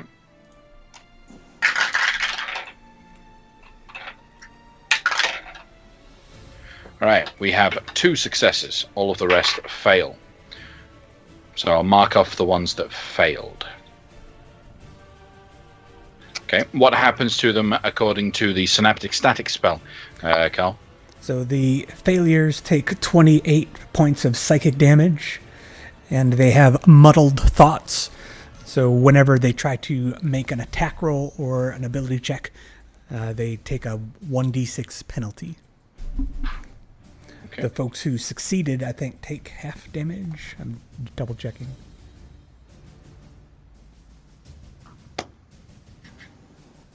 Yeah, it Yep. says top of the explanation, half damage. So yeah, the savers took 14 psychic damage each. Okay, but no muddled thoughts, no issues there. Correct. Okay, all right. Anything else from you? Yeah, I think I'm good where I am. Okay, Taslin. All right. I will move up to here, and I'm going to cast Cone of Cold, so I am going to need a cone of 60 feet. So I'm assuming you're intending not to hit any of the drow. Yeah. Oh, sorry, that's- any yeah. of the dwarves. Okay. Yeah, and I'm trying to So get a Rob- little bit into the darkness as well, if I can. Okay. All right.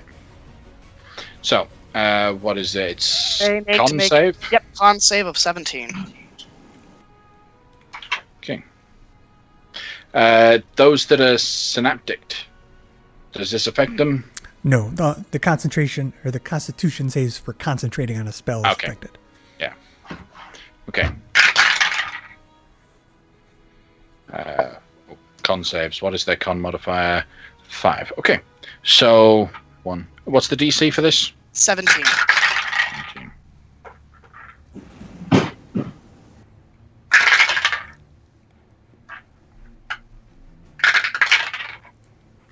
Okay.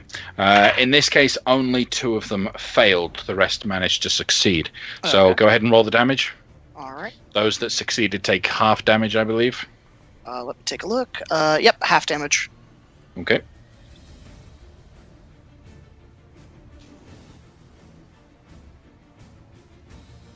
Perfect. Is Or that it? 30. 30? 30? Okay. Yep. So 30. While I'm doing that, while I'm triggering off the damage, Kale, what are you? Oh, yeah, and then I was Okay. going to do Blessing of the Raven Queen 30 feet back. Okay. Away. Cool. I'm gonna move up so that I can be closer to things, and then I'm going to clutch my pendant of sun bursting, and I'm going to cast the dawn spell up in here. And as I do it, I'll shout to the dwarves, stay out of the light. And on the word light, it shows up. Okay. And what does the dawn spell do there? Kale? It's sunlight. It's 5th level sunlight, and it So it does gets rid of 40 darkness, right? correct. That's the idea. Yep. And everybody in it has to make a Constitution save when it appears, and if they end their turn there. And on a failure, they take 4d10 radiant damage, and on a success, they take half. Okay. Con save, did you say? Correct. DC 17.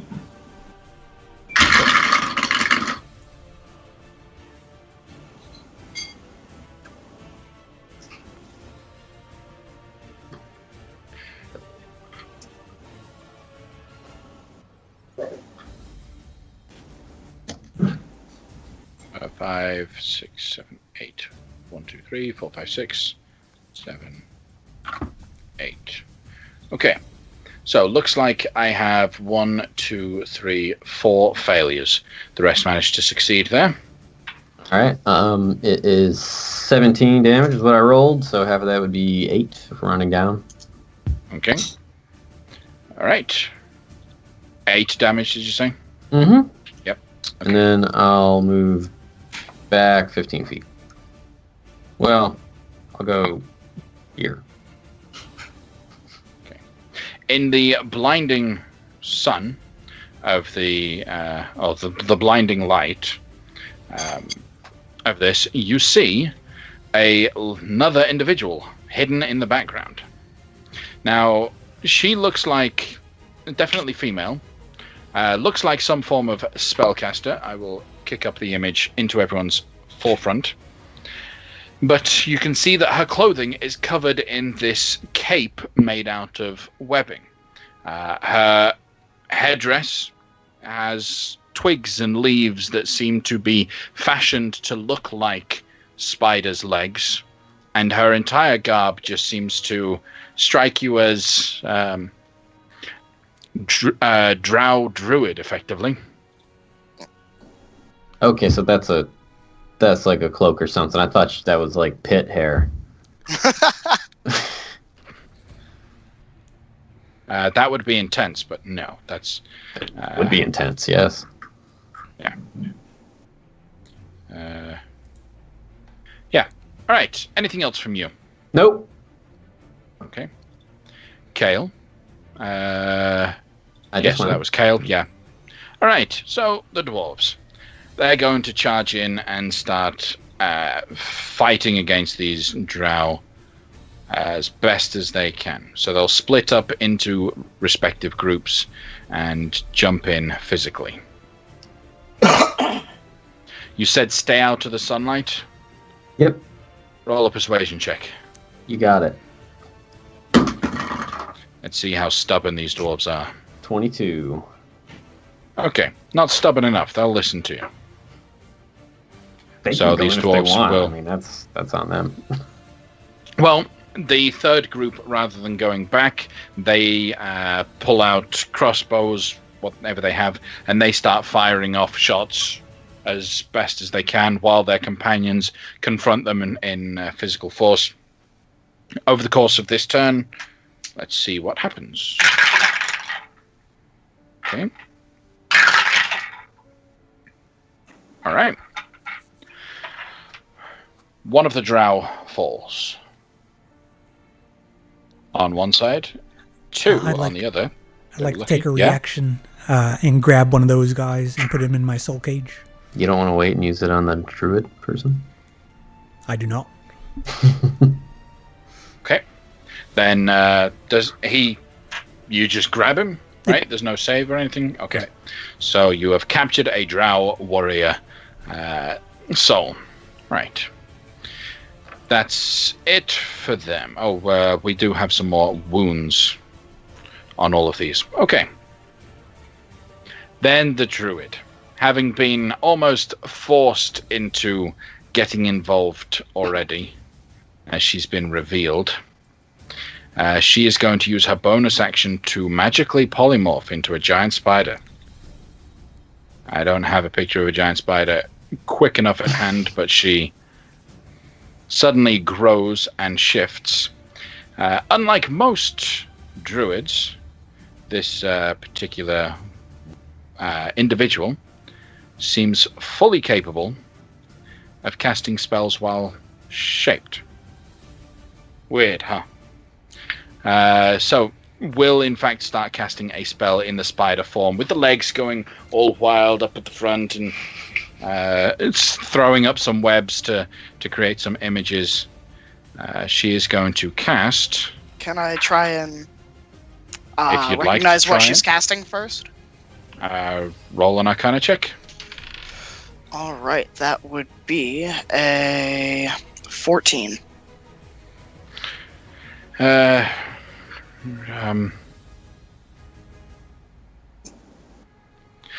Yes, she is casting Conjure Animals. I'll let her have it. Let her have it. You're Okay. out of range anyway, I think. Am I? Yeah. Most likely. Okay. Now, as she's actually a... so her spellcasting is a little bit different. She is forced to upcast this at 5th level. And as such, she gets twice as much out of Conjure Animals. And Giant Spiders. I need a Giant Spider. Come, my pretties. Help kill all the dwarfs. Oh, yeah, I keep forgetting that all drow are French. Yep. Oui, oui. I believe that would rereading- explain the armpit situation. Right? Rereading through the the R.A. Salvatore books puts everything in a slightly different perspective. Seeing that. Okay, so she gets 4 giant spiders. Imagining Dritz as a angsty French teen.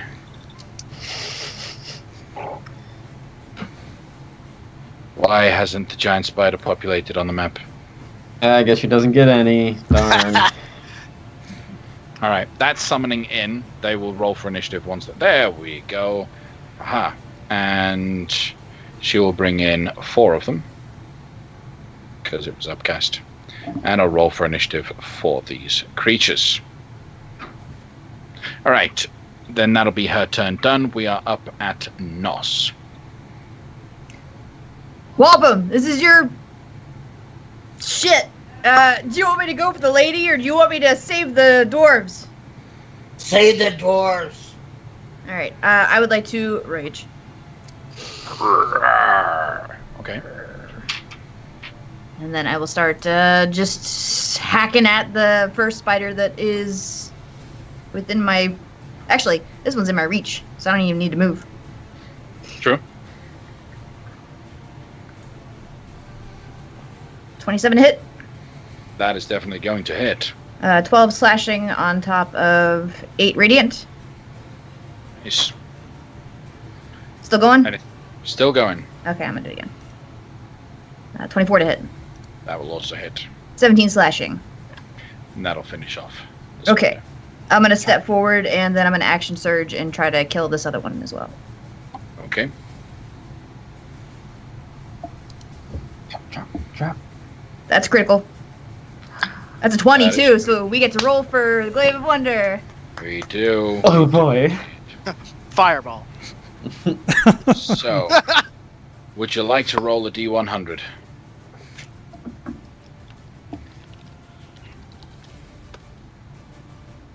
Got a 61. 61. Grass grows on the ground in a 60-foot radius centered on the target. If grass is already there, it grows to 10 times its normal size and remains overgrown for 1 minute.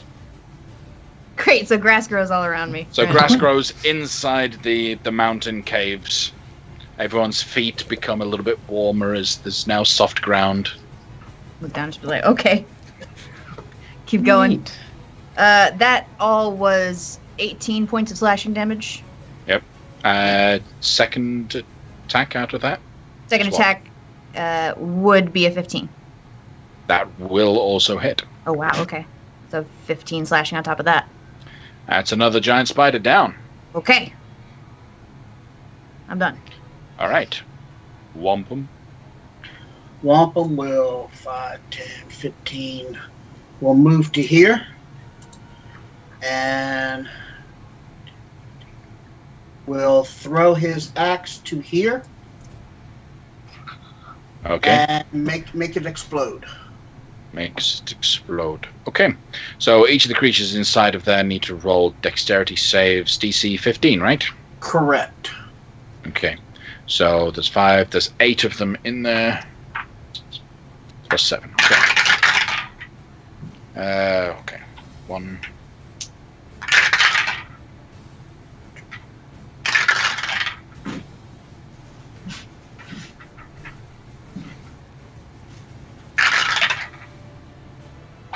Okay. 5 of them managed to succeed. 3 of them failed. Do you want to roll And the damage on that? That is 8. That's 8d6, correct? Yes. And then at the at the end of your turn, the weapon will come back. Okay, Right. so 35 points of damage. okay to the 3 that failed, and 17 to the 5 that succeeded. Correct. Anything else from the wampum? That, and I'm going to turn to the dwarves beside me, going, "What are you standing there for? Fight!" All of them holding ranged weapons. We are. Do it better. Okay, so That was a powerful explosion. Unfortunately, the drow managed to survive that attack. So now we actually have the drow's turn. So, Kale, at the start of the turn, does the dawn have any additional effects on them? Whatever sunlight does to them. Oh, it just gives them disadvantage on attacks. So yeah, other than that, no, not at the start of their turn. If they end their turn in there, they take damage. Right. At which point, then they will start to move around out of the sunlight to crowd.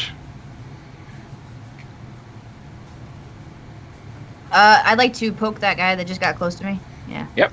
Go ahead. 20 to hit. 20 will hit. 19 slashing. Yes. All right. 19 slashing at him. Okay. Heavily wounds this guy. Slash comes in. So I do have, since they you exploded them, they're going to specifically target you. I have 1, 2, 3, 4, 5, 6 Drow Elite Warriors that are all going to focus their scimitar attacks, short sword attacks, 2 of them each. So, And they're at disadvantage, correct? not anymore. Now that they're outside the sunlight, they're no longer at disadvantage. So, I have 12 attacks, and rather than rolling these individually,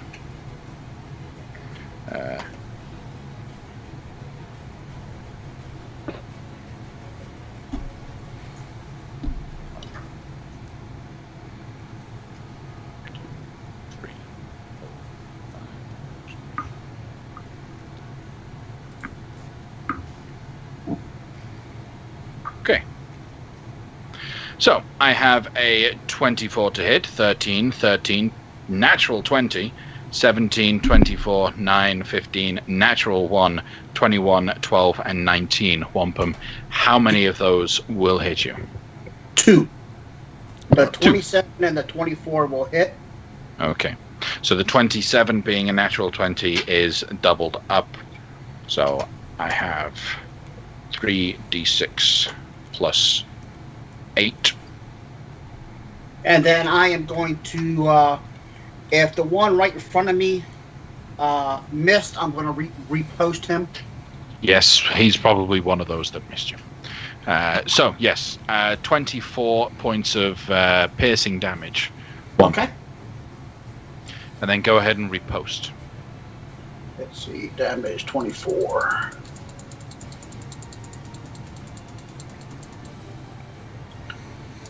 Changes. Okay. And then I'm going to... Okay, just missed a crit. That's going to be... I'm going to use a die to make that 14 better.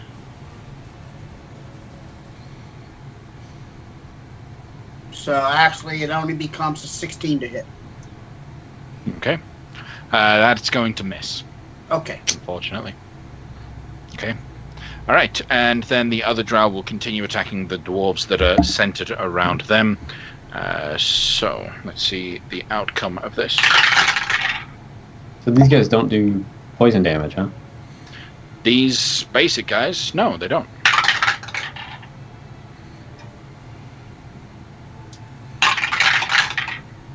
Okay, all right. So, these fill in the gaps and they start charging towards. They start now taking down some of those dwarves. We have a few casualties as a result of this. Not too many, at least, but some. Lafcadio, what are you going to do? The ones on the right, did they take penalties on there? They did. I've got it. Doing things a bit weirdly, doing just tables rather than individual attacks, but yes, that table has been shifted to make things a little bit weaker for them. Okay, very good. But yes. All right, well then, I guess I'm going to cast another Synaptic Static, this time between the Spellcaster Spider and the 2 mates she has in front of her. Okay. So that's again DC 18 intelligence save. Okay. And is synaptic static concentration? It is not. Why? It's the best. Those guys who were muddled, they do get a chance to make another save at the end of their turn. Okay. So I've got 1, 2, 3, 4, which need to roll. What is the DC 18? Yes. No. Nope. None of them do. All right. Fair enough.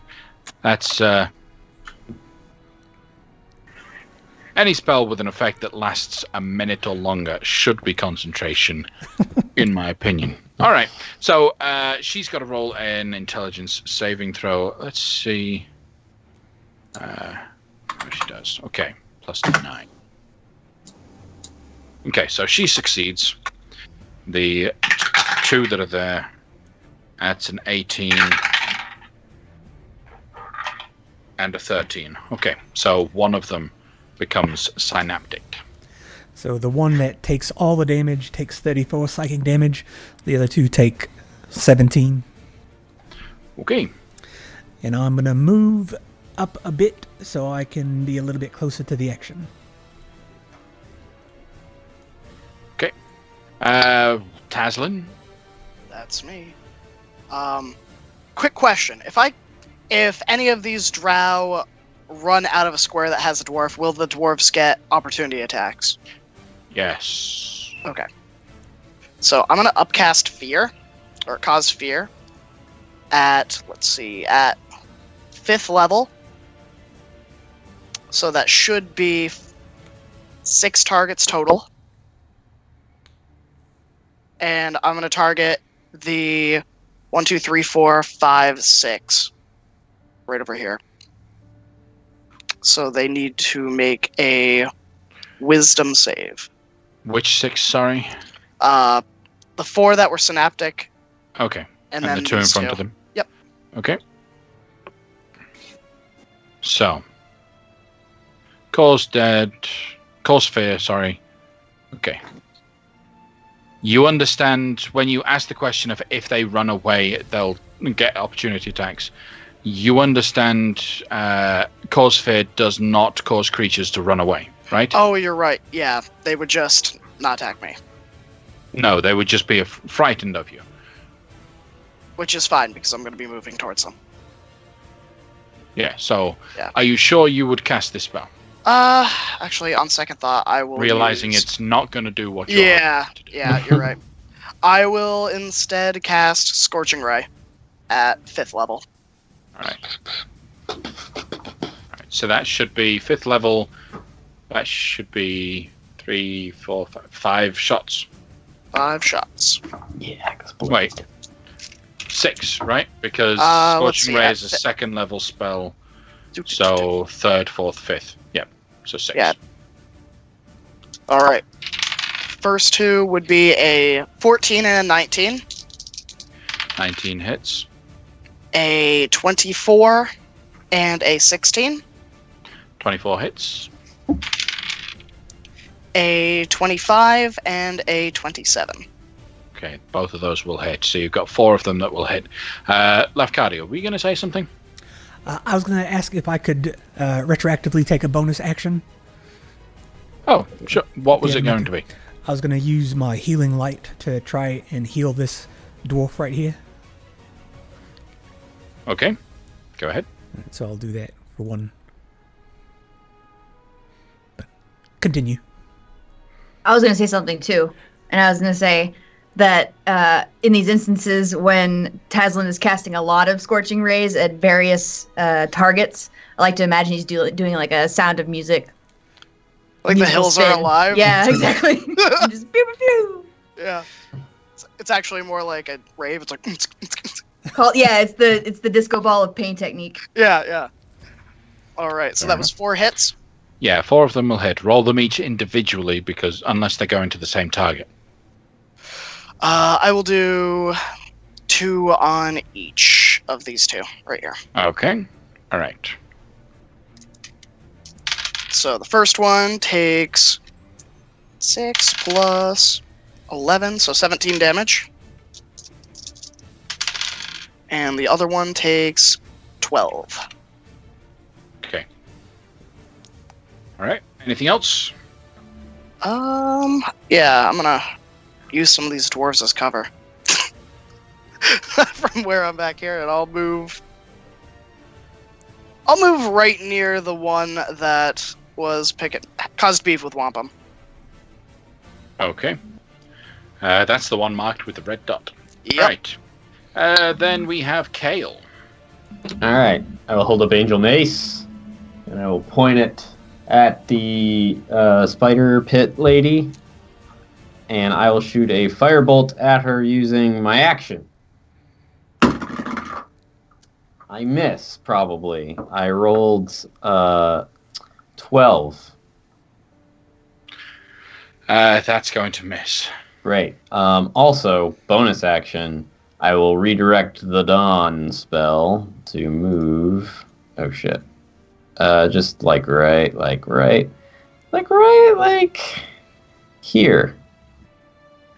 Okay. Or maybe like a little bit more. That'd be too disruptive. Just like right there. Okay. And that's it. Fair enough. Then we have some dwarves who are damn light. Yeah, just move out of it. You'll be fine.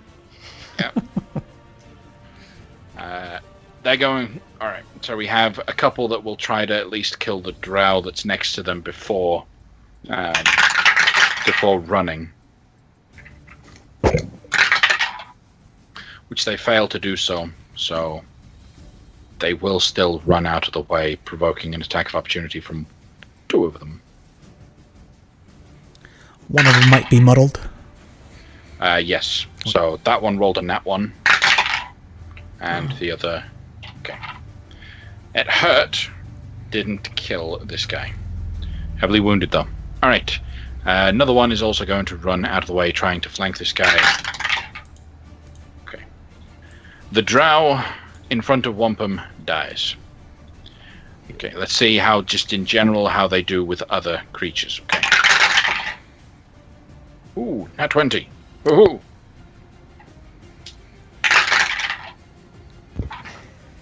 All right. This round went really well for the dwarves.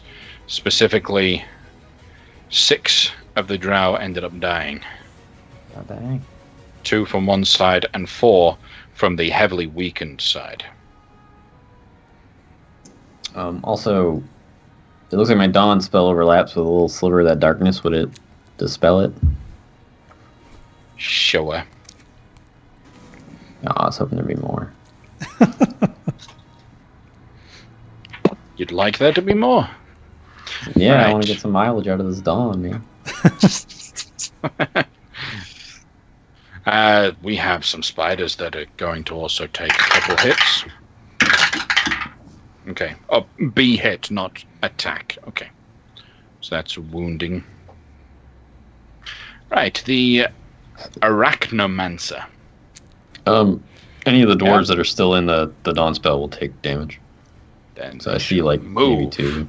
Okay. There we And go. maybe Brunor down there. I don't know. He'll squeeze up next to his buddy. There we go. He's sorted. All right. She is going to, in giant spider form, slither across, trying to get out of that range. Not quite being able to get completely out, but once she's there, she will attack.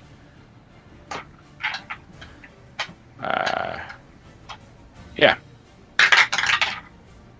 That will kill in one go with a poisonous bite.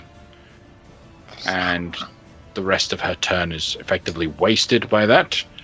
Is she at disadvantage? Because she's in sunlight? Yep. Still did it. Damn. Plus she's got an extra attack, which would have still done it as well. Okay. Okay. That will end her turn. there. A couple She'll be people. She will take damage. Yeah. Yeah, she's make a con save. DC 17. Damn. That is a success from her. I rolled 30, so she'll take 15 damage. As well as that spider, right? The spider hasn't had its turn yet. Right. The spider will on its turn. So 15. Okay. Then we have specifically the 2 giant spiders. So these guys, they'll just start attacking some of these dwarves with the bite attacks. Yep. Bite. So the first one is at disadvantage, which is nat 1, so that misses. Second one with the 21 will hit, and that will kill. Okay. This one will then move to here, taking attacks and being wounded. All right. Next up, we have Wampum. We skipped over Nos, didn't we? Did we? We did. Did I? Where is Nos? Sorry. It's cool. She's at 11. You would have. Maybe I double clicked it. Sorry, Nos. All right. So I would like to start by moving here. Okay. Okay, I'll keep going. They're not going to attack you. All right. I'm going to run to the side, and as I do, I'm going to take a drive-by shot at this spider. Okay. There's a 23 to hit. That will hit. 16 slashing on top of 9 radiant. Which will kill and unsummon the giant spider. Excellent. Okay. So I moved. Just got to keep track of how far I can go. Oh man, I can do it. I can get to her. There. All my movement. And I am going to stab her. I'm going to try to stab her. Okay. 26. 26 will hit. You'll carve into the side of her spidery hide. For 17 slashing. Ah! Okay. Anything else? Snort in her face. Get in her mug.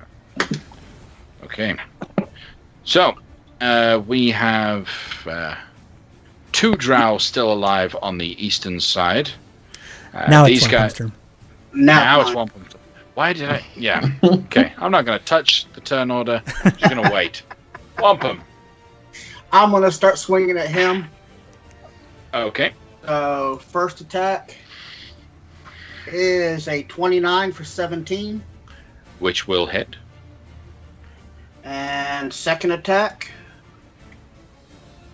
is a 17 for 17. Which will miss. Okay. Third attack,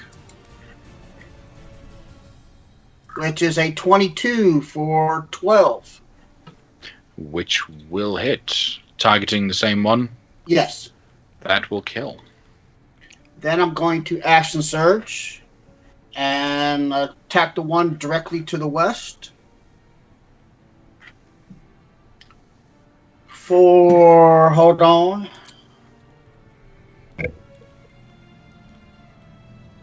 For additional 8 on a 15 is a 23 for 11 points of damage.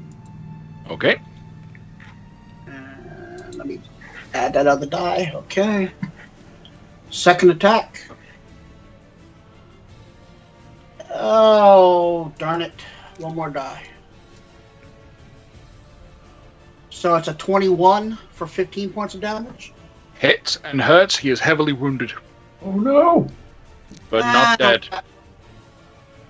Last attack is a 24 for 15. That will finish it off. And I'm going to stay where I'm at. Okay. Now we have the Drow Elite Warriors, right? I've got 2 that are still near the dwarves. They are both going to provoke attacks of opportunity from the dwarves. and run in towards Nos, which would provoke you, right? Very much so, yes. It's Okay, 19 the to hit. dwarves missed. 19 will hit him.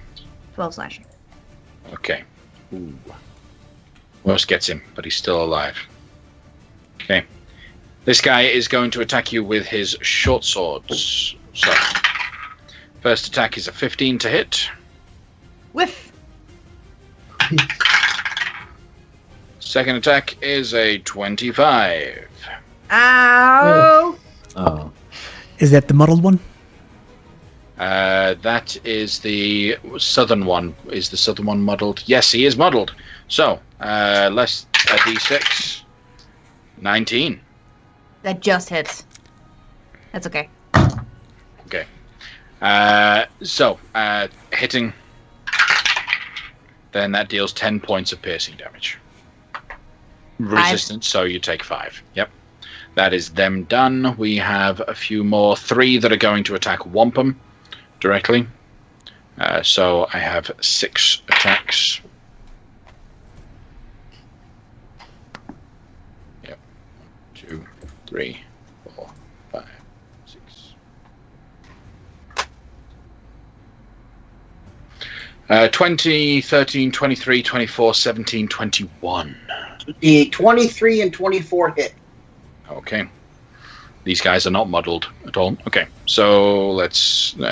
2 of them would hit, then 2d6 plus 8. We have 13 points of piercing damage from those. Okay. And there are a few left, so let's see how this outcome goes.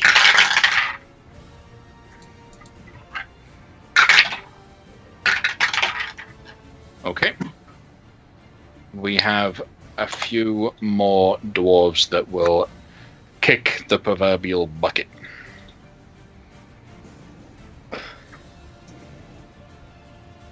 Okay. Lafcadio. All right. I'm gonna, look at my trapped soul of the drow, and as a bonus action, I'm gonna say, "Give me your fighting experience," and grant myself advantage on my next attack. And then I will run and jump a bit to get to next to the spider lady. Just Okay. hop in there. I might take an attack or 2 of opportunity. No, you won't. All right. Well, then I will slash out with my whip. The first one at advantage. It's 26 It'll hit. and an 11. The 11 will not hit. Can I use my Eldritch Smite on the first one? You can. All right. So then I'll use a little bit extra arcane might and whip it out with 28 force damage on top of the 6 slashing damage. Okay. So that Eldritch Smite was on the first attack, right? Yeah. So it would have knocked her prone. So then the second attack would have been at advantage. That's exactly right. So a 20 will hit for 6 on the second one. Oh boy. Perfect. Order of operations makes a difference here. Sure does. Thanks for that. Anything and else? I am done with my turn. Okay. Taslin. All right. Any of the drows looking pretty severely hurt near me? Near you, yes. All right. Which ones would they happen to be? The ones that are near you. Oh, the ones near Wampum, like right there. Yeah, those 3. Okay. I am going to cast Chain Lightning. And I'm going to cast it at this one right here. And then I'm going to chain it 2 to the right, so 1 and 2, and then the third one will be targeted at that person. Okay. And they need to make a Dexterity 17 saving throw. So, first one succeeds. Second one succeeds. Third succeeds. Fourth fails. Dies. Haha! Finally. All right. So that would be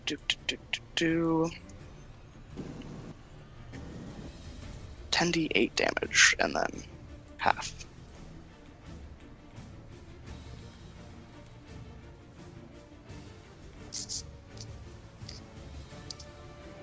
$21 points halved. So 21 to most of them. Yep. Which will actually kill one of them. Sweet, and I regain half of the damage I did to him because of the necromancy specialization as health. Because it was higher than a first level spell. Okay. All right. Anything else from you? Did the one that took 43 damage die? No. Oh my gosh, he is strong. Yeah, I'm gonna smile at them and run away to over here. Okay. Now that dwarf line is kind of dead. All right. Kale. I will do the same thing I did last time, except the firebolt will work this time. So, firebolt first. 27. Does that hit that lady? It hits the lady. Awesome. I'm gonna roll me some 3d10s. Not great. 12. Big 12 fire damage. Right at her dumb head or stupid spider body. And then I'm gonna move this bonus action, the great magnifying glass from the sky. That's concentrated sunlight. It turns and it moves to where I moved the circle to. The end. Mm-hmm. Okay.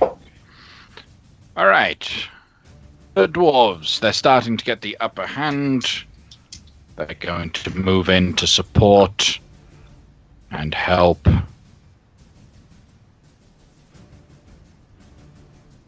Yeah, let's put a few more this way. More over here. All right. Let's see how they do. Okay. Right. The group on the right, next to Nos, all of them will fall. The last of them that was synaptic will, which should have been making saves this whole time, but didn't. They all died. The rest have been weakened. Okay. Now we have the Arachnomancer. So, as she starts her turn, she is going to cast a spell in this form. I will counterspell it at 4th level. Okay. Then you will need to roll a spellcasting ability check. Alright. That would be a 21. Do not forget you are poisoned, should that not so give you disadvantage Yep. on ability checks. Yep. Alright, so I'll take the 13 plus my spellcasting. So, the options were a 27 or the 19. Sorry, you have a 19. plus. You have a +6 to your +6, modifier. Yeah, so it's a 19. Okay, it's almost okay. What is 13 your plus 6 spellcasting ability score? My spellcasting ability score. So spell Yeah. attack. No.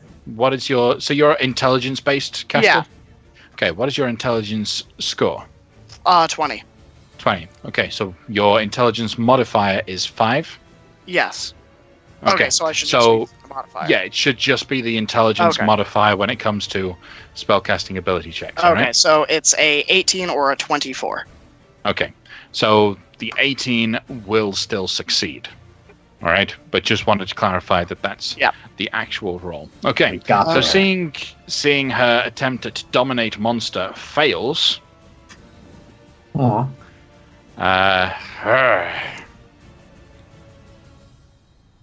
that's a problem. That is a problem. So as a bonus action, she is going to polymorph back to her original form and run. It's awfully convenient that she polymorphed into the furthest away square. I would allow both of you to still make those opportunity attacks should you desire. Oh, you're the best. Yeah. Because she willfully shrunk out of your melee range. Okay. 25 to hit for 6 slashing. Which will hit with the whip. 16 to hit, but I will use a luck on that. For 23. 23 will hit. Lafcadio, I don't think you were rolling a die for your damage on your whip. It just says 1 + 5. That's a good point. Oh, what happened to my whip? Got wore out from just using it too much. Good catch. One more. Well, it's still 1, right? No, it would be because his whip is a +1 whip yeah. because of its improved pack weapons. So it would be a 1 + 1 + 5. So okay, well that extra 1 makes little to no difference. Okay, she's on her way out, but she is she's going to end her turn still inside the dawn. Let's see, 18, 25. Okay. From just as much, no. So she succeeds. How much damage does she actually take? 13? 12. 13. 12. It's 12. Okay. Round down. You round down. All right. We have one spider left. The spider will attack the dwarf. Does she need to concentrate on conjure animals? She does need to concentrate on conjure animals, and in fact, she attempted to cast just dominate monster, which is a concentration spell, which would have unsummoned the conjure animals anyway. Get that shit out of here. Problem solved. Problem solved. All right. Where were we? We're at Nos. Hi. I'm gonna kill you. Please don't. Well, not Well, you. What a good Okay. You suggestion. over here. I'd like to run through the dawn, just be like and then I'll arrive on the other side of her, trying to block her exit. Mm-hmm. And she is.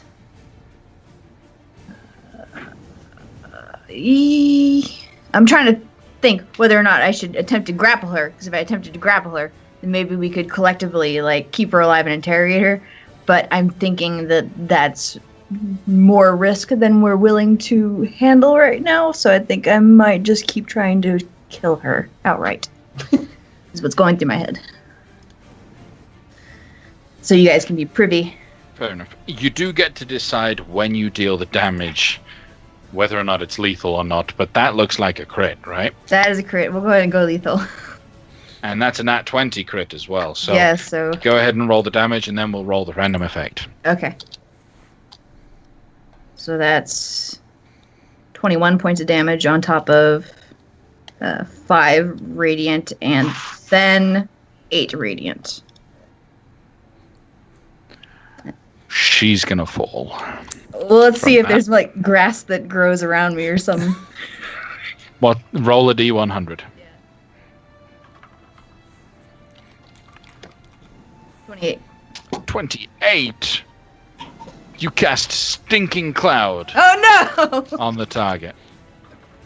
Alright, let's pull up the stuff for Stinking Cloud real quick. Don't anybody come over here. That was quite you just kind of pulled something and just released it. Just. That wasn't me, that was the glaive. Oops. 20-foot radius sphere of yellow, nauseating gas. Alright. I'm going to pull in a circle for that. Anything else from you? No, that's a very funny scene, though, if you just kind of play it all through your head, Yeah. start to finish. Well, it's probably like as you pop the spider, so you can blame it on.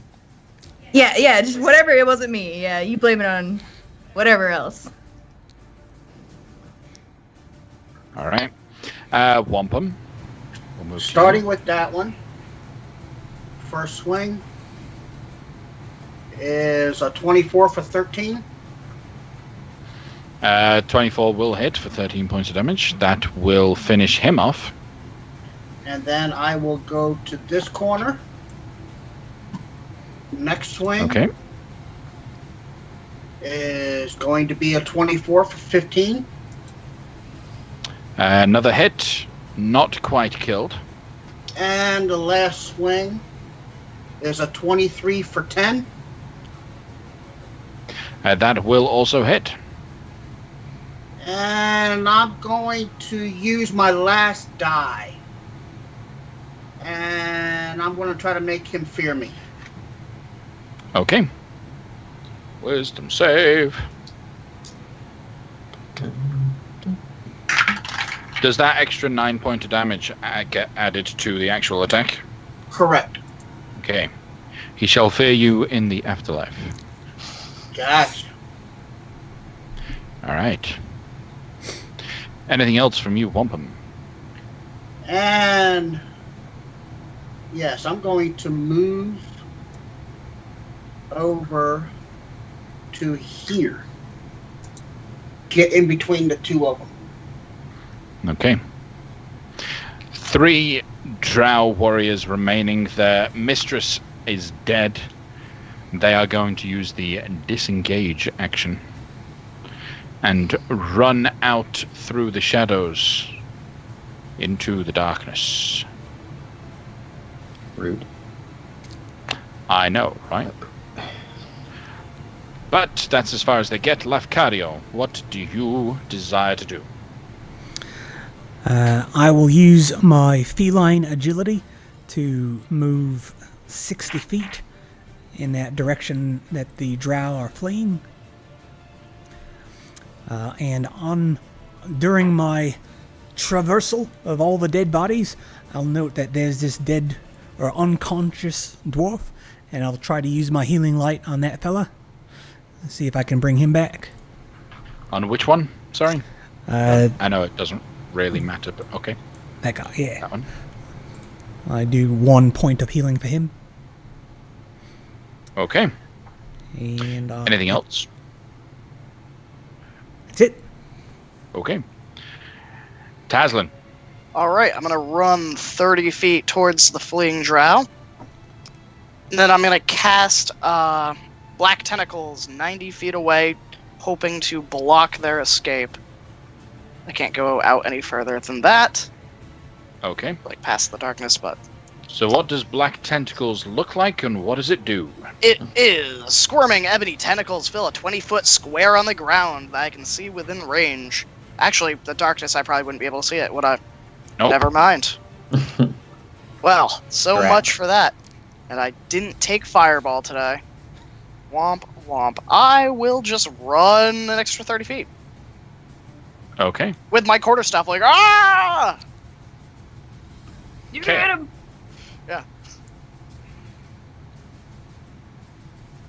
That's it. That's all I'm gonna do. Kale. I'm going to fix this squid. I did it. And then, so I saw Nos run into the Dawn, which, you're still in it, right? So, did you make a con save? I was gonna say, it's up to you whether I'm in it or not, because I'm literally 1 foot in, 1 foot out. Yeah, I mean, if we're going to say that there were some other Yeah. people that were less in it, so. 19! Alright, then you take half of 20 damage, so 10. I'm cool with that. 10 radiant And damage. are you resistant to radiant? No. No, okay. But I did save, right? Just, yeah, Yes. you did save, so 10. Yep, and then I will drop the Dawn as fast as I could do it, but unfortunately it wasn't fast enough, so I don't take a damage. And then I'll run up and I'll see this stinky cloud. You said it was stinking cloud, right? Yep. I mean, not that it matters what it is. I'm going to try and cast Dispel Magic on it. Okay. Stinking Cloud is what level? Because it gets cast at base. Come on. It's third. So, okay. So, Dispelling, you completely get rid of the cloud, which washes past Nos for a moment before fading past her. Wampum's going to smell for not Wampum. Nos is going to smell for a little while. But otherwise, all is well. I'll just chat. You all right? You okay? Everything good? Yeah. All right. Anything else from you? All right. The dwarves cheering, screaming, helping one another stabilize, double tapping those that have fallen of the drow, making sure to cut off their heads or make sure that they are all absolutely dead. So we do actually have 2 of the fallen dwarves that will stabilize. All right. She's dead. Anything from Nos? I'm gonna run after the guys that ran, and are all of them caught up in Taslin's tendrils now, or none of them? No, I didn't get. She wasn't able to cast it because she couldn't see past the darkness spell. Okay, well I'll just run after them then. Yeah, I will try to tackle one. That's all. Okay, just blindly run through. Basically. Do you have the distance for that? I have 55 feet in order to still do it in action. Otherwise, I will keep running, and I can move up to 110 feet. Okay. Could you go up and see? Oh over yeah, the I could go darkness? up. Yeah. So up as in flying up into the air? I could do that. Yep. So you're not going to try and tackle them? Oh, they're in the darkness. They didn't leave it behind them. No, they are still currently inside the darkness. Oh, I see now. All right. It's tough to see when stuff is not on, when there's, it's tough to see. Yeah, when it's right on the edge, yeah, I know. Okay, so yeah, I'll just run as far as I can go, and if I can attempt to tackle them still, then I will. Roll an athletics check at disadvantage. At normal, right? Because I'm still raging. At normal because you're raging. Yeah. Yes. 15. Oh! Oh! No! Get off! Get off me! I got you! Ah! You have grappled a drow. Perfect. Okay. But you're in darkness with them. Wampum! Anything from you? Yes, I am going to continue to run after them.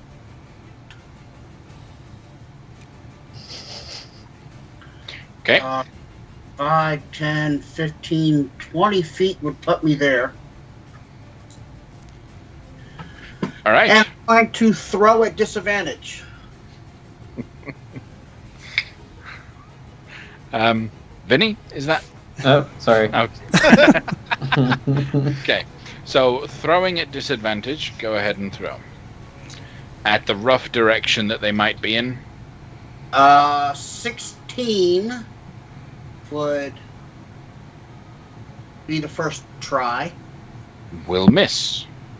And second try would be another 16. And the Which third will try is a natural 1, which is going to miss. Okay. All right. The drow that are still alive, 2 of them will continue running. So you've got that one grappled there, Nos. So running 60 feet forward, I wonder if there's anything else they can do to pick up the pace. Dimension door with their capes of the mountebanks. Yeah. That would be funny, but no. They're just going to start disappearing into the tunnels. You guys could chase them down and could try to find them should you desire, but we're going to move them off the screen for now.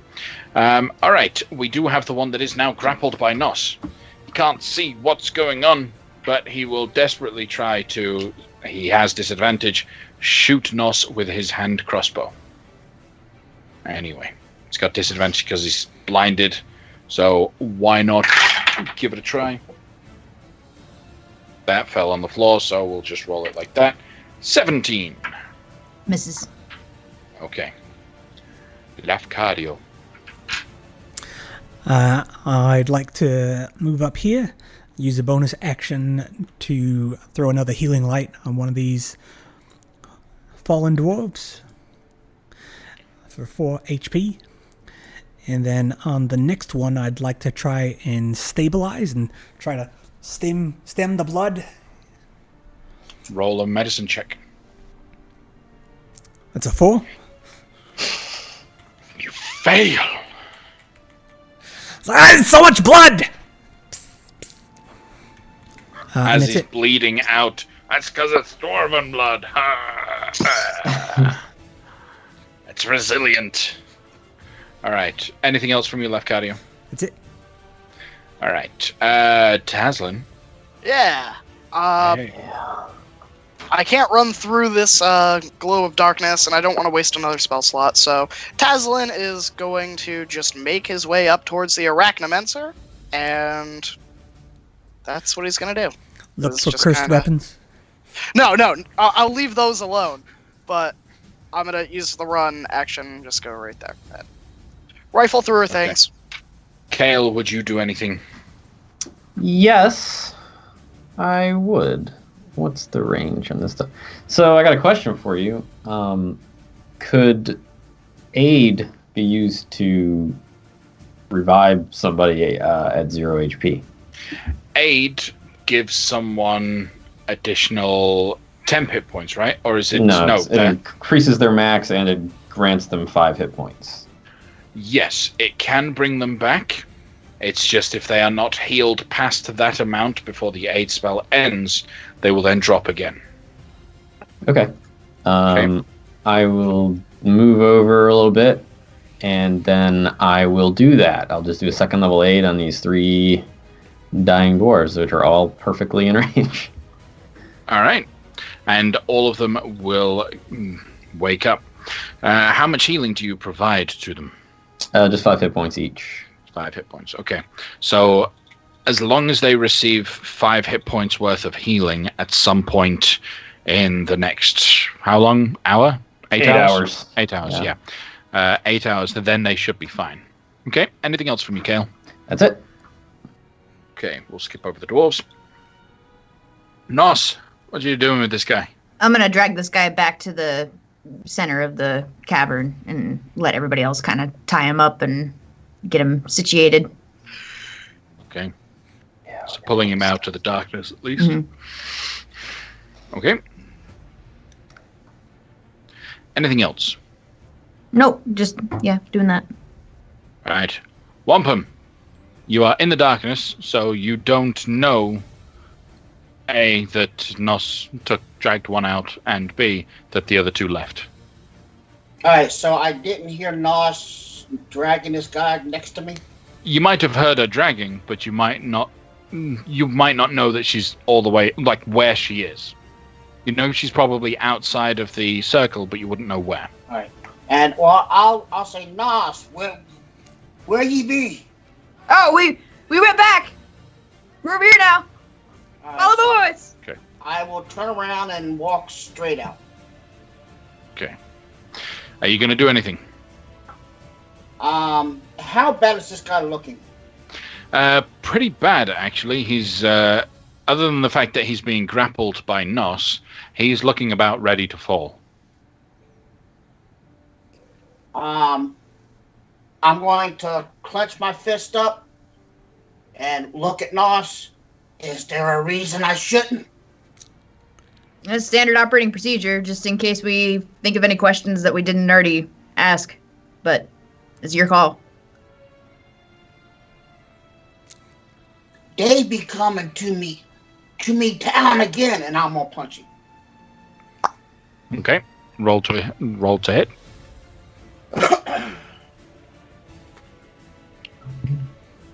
And that's a 5. That's +9. 28 to hit. That is going to hit. And I'm going to use that little pointy thing at the end of my 4 knuckles and drive it into his forehead. Okay. He's going to die. And he's going to go limp in Noss's arms, dead weight pulling your arms down, blood dripping all over them. He's going to die. And I'm Yep. as it's in his forehead, I'm going to lift him up and do like a circle around and then drive him into the ground. Just so all the dwarves can see the spatter of blood that's like a half moon. Okay. Rainbow of red. A dwarven rainbow. Just one color. Okay. That's going to make quite the spectacle. All right. After you, then the other drow that was still alive will have ran another 60 foot. They're now through the tunnels. They're hiding. They're going to get away. We will end the initiative order now. Wow. There's no more threat of death. All of the dwarves survived. Good job there. And now I'm going to speak up. Well, will ye follow us now? Roar! Yeah! Boom. Boom. Boom. Boom. And then I'm gonna walk over to the one that has the little red dot on him and look at him, smile. You want a drink? You've proven yourself more than capable. The Anvil Biters would be proud to stand by your side, as we did your father back on that day. I'd be honored. Drink, and then I'll yell at the top of my lungs. Drinks on the Thunderbellies. Wah boom! Wah boom! All right. So, returning away from here,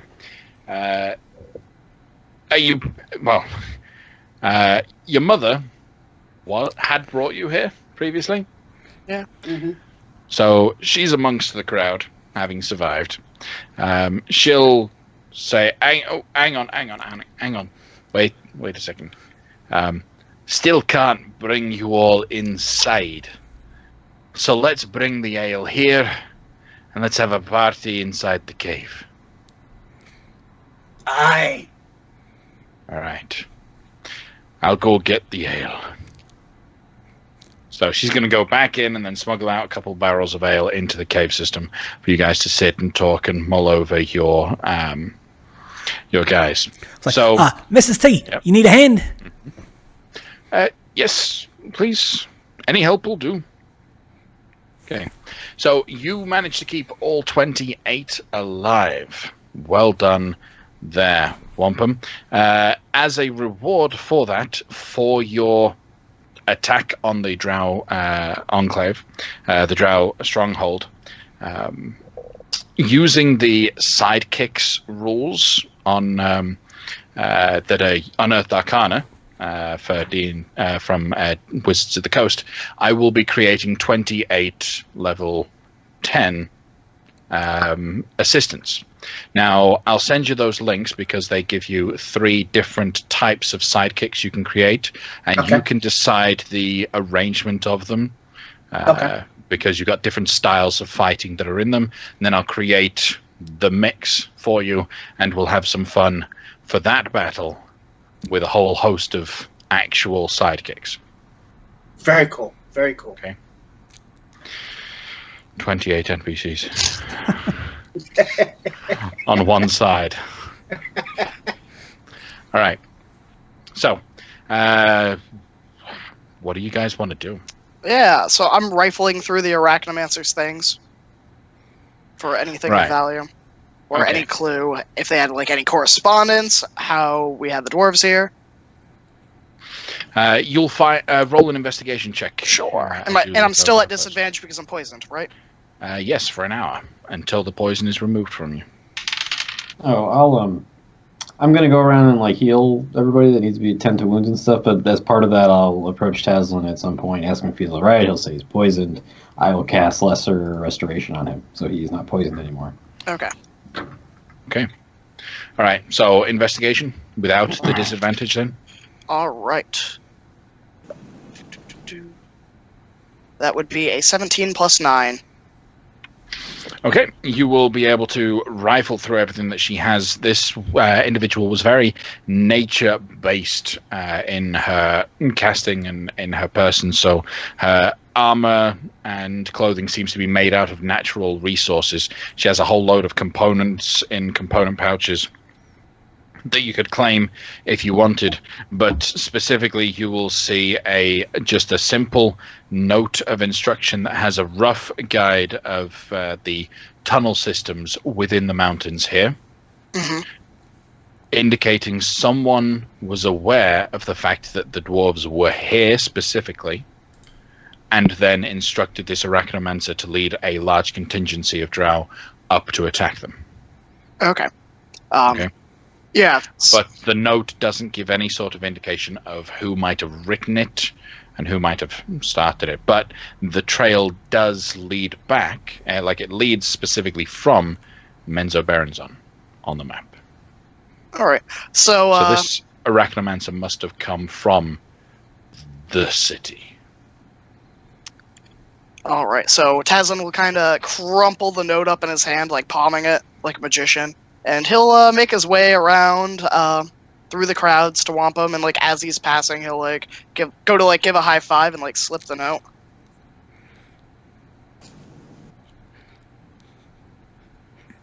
Okay. And then he's gonna cast over the next few minutes animate undead on some of the drow corpses at level. Let's see, what do I have? At level 4. Okay. The dwarves aren't exactly going to be happy about that. And you'll find a lot of opposition from a lot of these guys. They should stay dead. And in fact, a lot of these guys would like to now kill the undead drow that you've created. That's fair. I was simply going to use them to trigger some traps if the drow so had them, so no good dwarves had to die. Okay. How long does the animate dead last? It lasts for 24 hours, and then I have to recast it. Okay, to maintain control. Okay. Yeah. Right. They're not going to stop you. They're not going to fight you, but Yeah. It's clear you lose whatever respect you had gained from the dwarves for animating and using the drow corpses. They're very much against that kind of behavior. Okay. Hey, old man. Hi. You think it's worth setting up a perimeter? They knew we were here. How? So, I'm not understanding. They knows the dwarves were here. So somebody in Marabar has that information. So I'm going to come a little closer to him.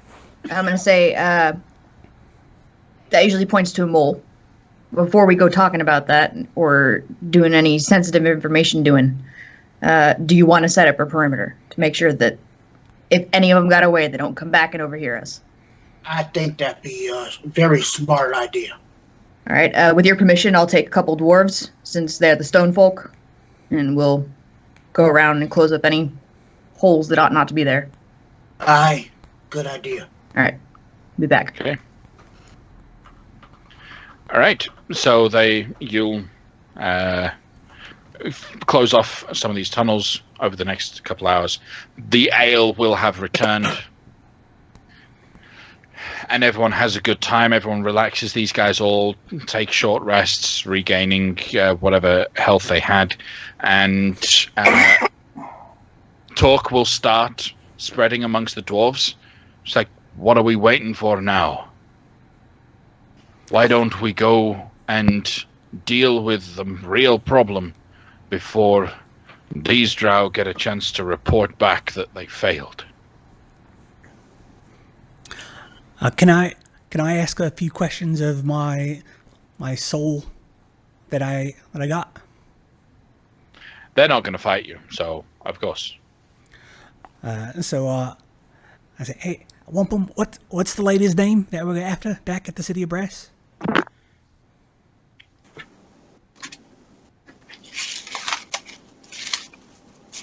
I have to look. Well, presumably he knows, and I say, Yeah. To the drow soul that I have, he's like, I ask, are you in league with Matron Mother What's-Her-Face? She pays us well.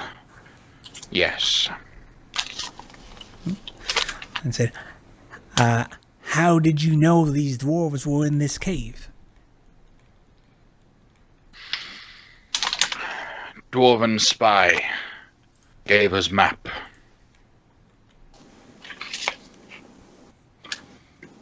All right. I'm good with that information, and I'm going to walk over to Wampum, and I'm going to tap on my cage, and like, Wampum, and I'm making sure I'm not overheard by the other dwarves. And, like, this guy, he says that they were paid by the lady in the City of Brass to come pay you and your friends a visit, and he says that they knew where to find y'all. Reckon because there's the dwarf spy in our midst. I could ask him about the identity of the dwarf, but I imagine that the spy would not have given that information. And if it did, it probably wouldn't have given it to this guy in particular. So I don't know how you want to proceed with that information, but I could ask 3 more questions, or I could potentially scry on some space that this guy has been in the past. I agree with the idea of they wouldn't have given up a name, but maybe a description. Maybe there's maybe the spy stood out somehow, either by scars or by armor or by helmet, by weapon. I'll ask. Mr. Soul Fella, can you give me a very precise description of the spy, please?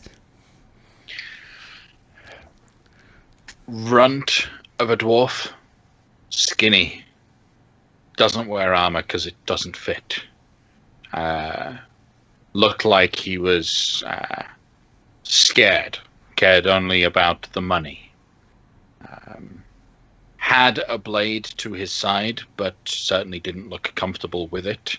Never drew it, but the blade was of dwarven construction. I give that description word for word to Wampum. And Wampum will, we'll say, let me get me feelers out, find out all the information you can. I'll be back. And then Wampum will go to his mother. Miho, what's up? We have a dwarf spy in our midst. Okay. Apparently, dwarf doesn't wear armor. Doesn't fit him if he did. A runt of a litter, from what I understand. Only carries 1 blade. Kind of nervous individual, you see. Does that bring any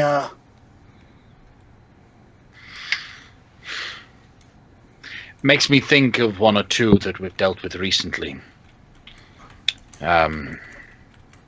When we sent out the feelers to try and find out who else was under this problem, we had a few people that did come, and then once they saw our measly crew, decided to just back out and leave. If I remember correctly, one of them might have been like you described. Runt of a fella. Oh, what was his clan?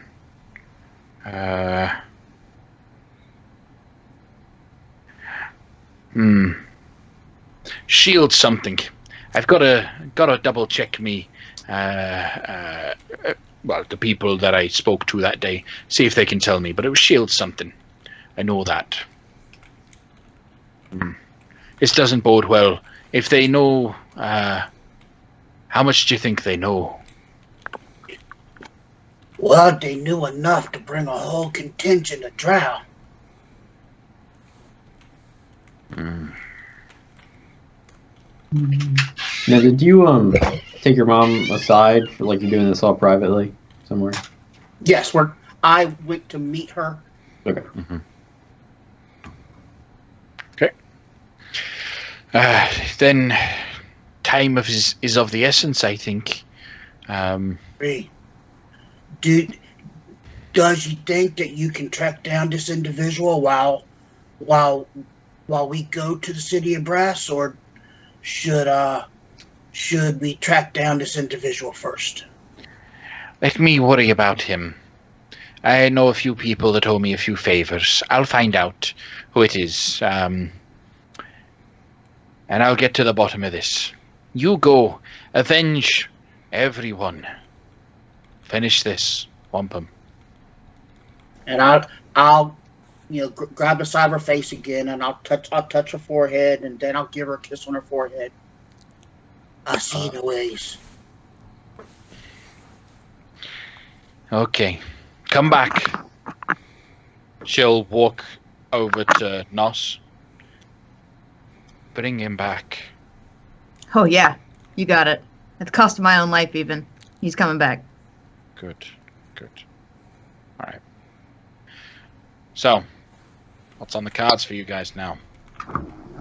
So while that was going on, like I said before, I would have hung out back with the dwarves that were in the fight and provided any medical care that anybody needed.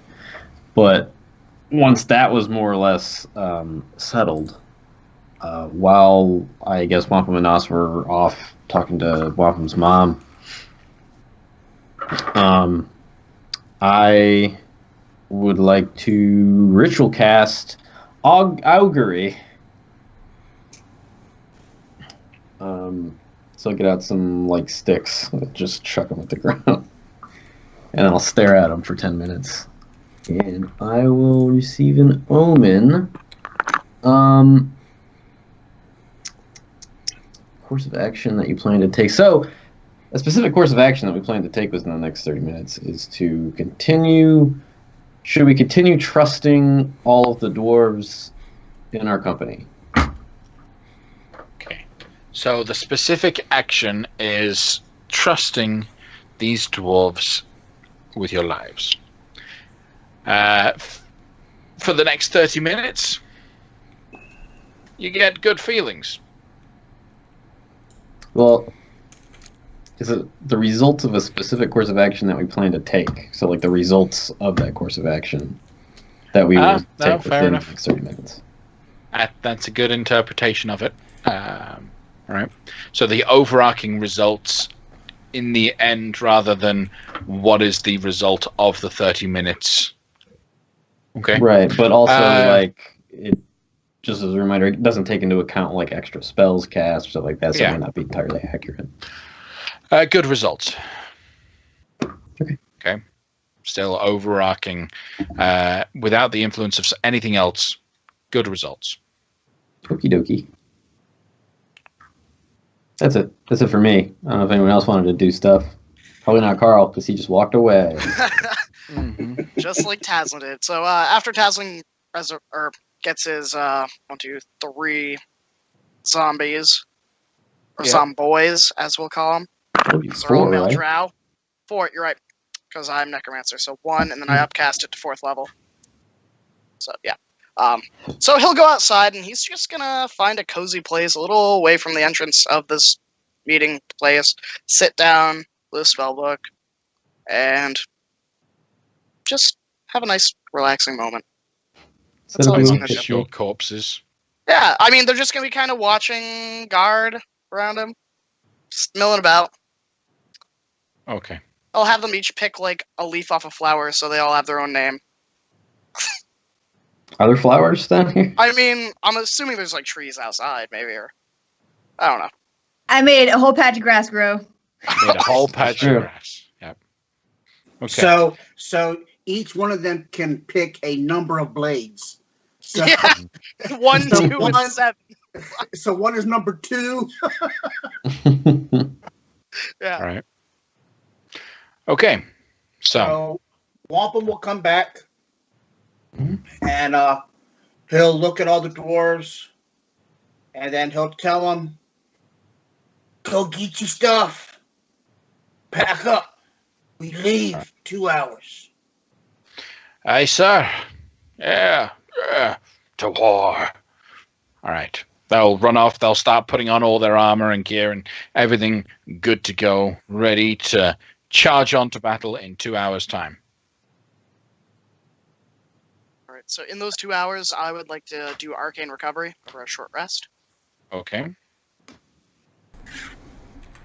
Wampum will take a short rest as well. Mm-hmm. How far away are we from the Thunderbelly estate? A 30-minute walk. Okay. Barring any objections from anybody, I'll head back there.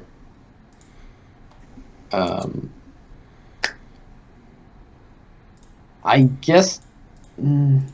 Yeah, I'd like to talk to. Do I want to talk to anybody? I don't know.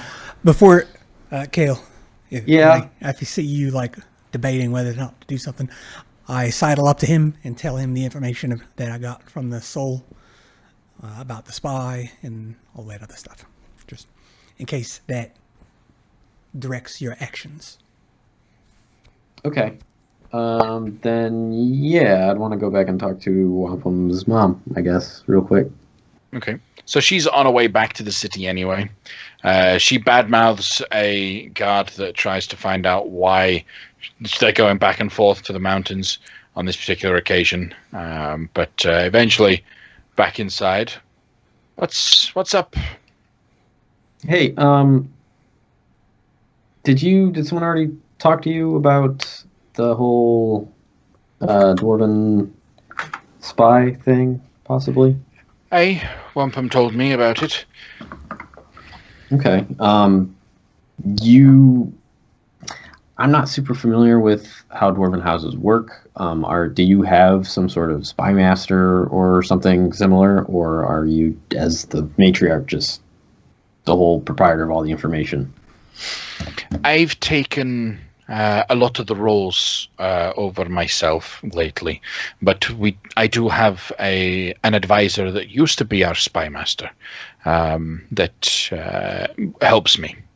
I've been keeping a lot of things close to the chest lately, what with all of this. So what can I help you with? If I could talk to them, I mean, if you already talked to Wampum, I'm sure you shared with him any information that you'd be willing to share with me and more, obviously, and that's totally fine. And I have every ounce of faith in your son that he will share whatever information he feels is necessary to help us on our mission. But if I could talk to that other guy, that would be cool.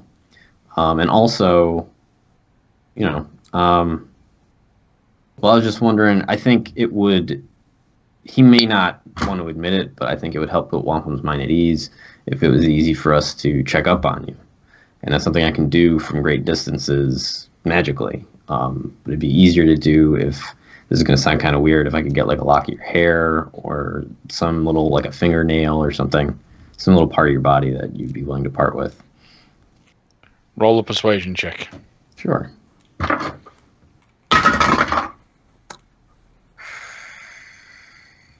11. 11.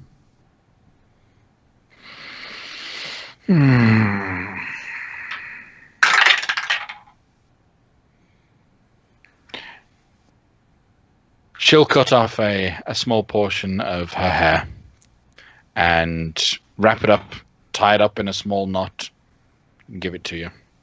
Awesome. Just don't be doing anything weird with it. What do you mean? I've heard weird tales of voodoo dolls and cloning and just be respectful. Oh, of course, yes. Okay. If anybody in our group would be particularly respectful, it would be me. But anyway, Shots fired. Thank you very much. I really appreciate it. And also, sitting on that. I wasn't sitting. I've been standing this whole time. What's the name of your former spy master, and where can I find him? As him or her, I guess. Are they around anywhere? Yes. His name is Fessin. Fessin Thunderbelly. He's a little old. That's why I retired him. But yes, if you want, I'll introduce you to Fessin. Sure. And yes, and we're about to leave, so if I could. Yep. So she'll take you into the household, take you towards where Fessin is. He is old, like really quite old. Barely able to walk by his own accord. He's got a cane that he has next to him at almost every time, and always at least one or two of the younger ones in the family nearby to help catch him just in case he drops. Fessin, this is Carl? Close. Kale, okay. He's got a few questions for you. Heard? Got a few questions? Damn dirty elf. What do you want to know? Only half, really, but not. Then you're not half bad. Good. I'm glad you didn't let me finish that sentence. Anyway, I hear you used to be a spy master. Is that a fact? I was. Great. What do you know about this drow house that we're in contact, or we're fighting? Oh, they're mean. They're nasty. One day, I was fighting against a few of them. I took most of them down, but they nearly took my eye. Oh, it was a tough day. I remember on that day in particular, the Thunderbelly Ale wasn't as good as it should have been, and so I started admonishing the winemaker for his ill practices. Now that is something that I will not tolerate: is the ale being taken care of badly. What was your question again? What was wrong with the ale? It tasted a little off. Wasn't as sweet as it should be. Sweet. You know, I took you for more of a bitters man. I'll chuck that down to the half year that's bad. Sure. Kind of rude, but What? Did you know what were the I don't know, what was the name of like the leader of the household or something? And when he answers this question, Dungeon Master, I would like to be checking this person to see if they're like intentionally being an old coot, or it's just happening. Was it nature or nurture? Is he like that because of the way he was raised, or? All right, insight check him.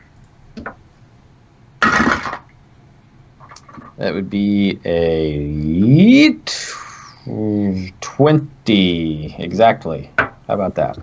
20 exactly. Okay.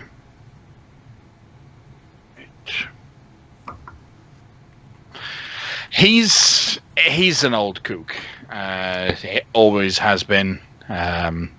Always will be. To be honest, but he's always been old. Well, he's always been a kook. All right. Okay. Always been old at heart. 5 years old. My day we walked uphill both ways in snow. And we were grateful. No, And the Thunderbelly Ale was sweet. So what is it you're trying to get? What did you ask him again? What the name of the house of the Drow family is? yeah, like I'm just trying to probe him for maybe like specific information about this Drow house if he has any that I don't already know. No, I mean all the information he would give you, Wampum already has about this. Okay, sounds good. And is he like in like a room that like is it just like where he lives or is there like spy master shit? No, it's his bedroom. It's just a simple, basic room. There's a bed, table, chair. No spy mastery notes because those have all been taken by her. She's taken over that role. Okay. And you said that there were some helper guys with this old coop. Do any of them fit the description of a small, skinny dwarf that doesn't look okay? They're all younglings in the dwarven age, so a lot of them do look fairly scrawny, but probably too young to be the case. Roll an insight check. That was worse. 16. Okay. None of these look like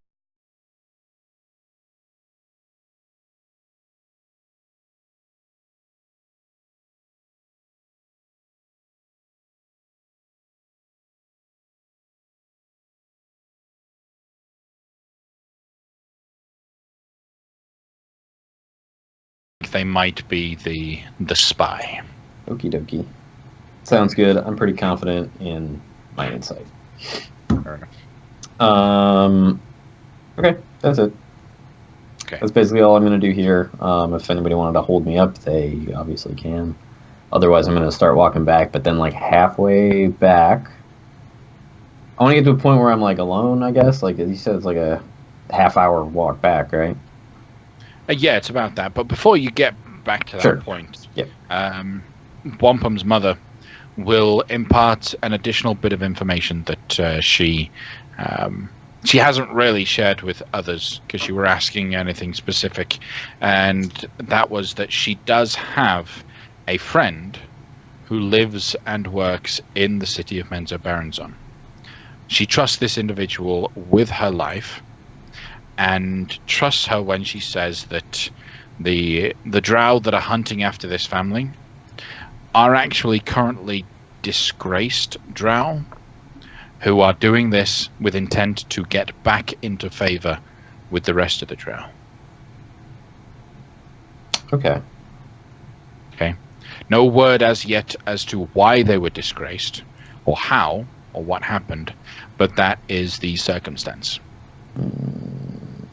Well, the Thunderbelly clan and a few others are effectively their penance. Okay, that would be the ones that you mentioned in Icewind Dale and Gauntlgreen? Yep. Or sorry, the 10 Towns. Yep. Okay. Alright, well, I thank her for the information and move on. Okay. I was gonna cast divination, but I forgot what I was gonna ask, so I won't. Oh, sorry. As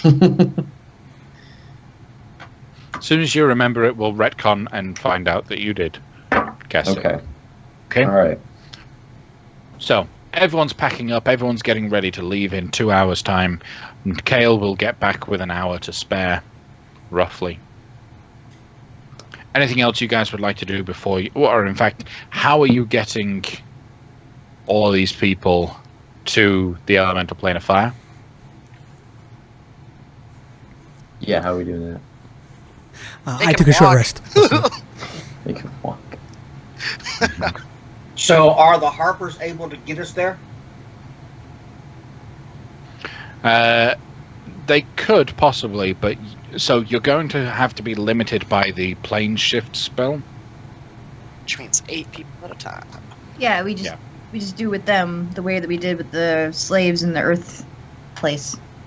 Mm-hmm. But I highly suggest that most of us, the home team party, go first, so that we can intercept anybody coming to ask what the deal is. The prisoners that we saved, that was all on Teslin's shoulders, I think. Are we gonna rely on Teslin again? Is Teslin, are you all right with that?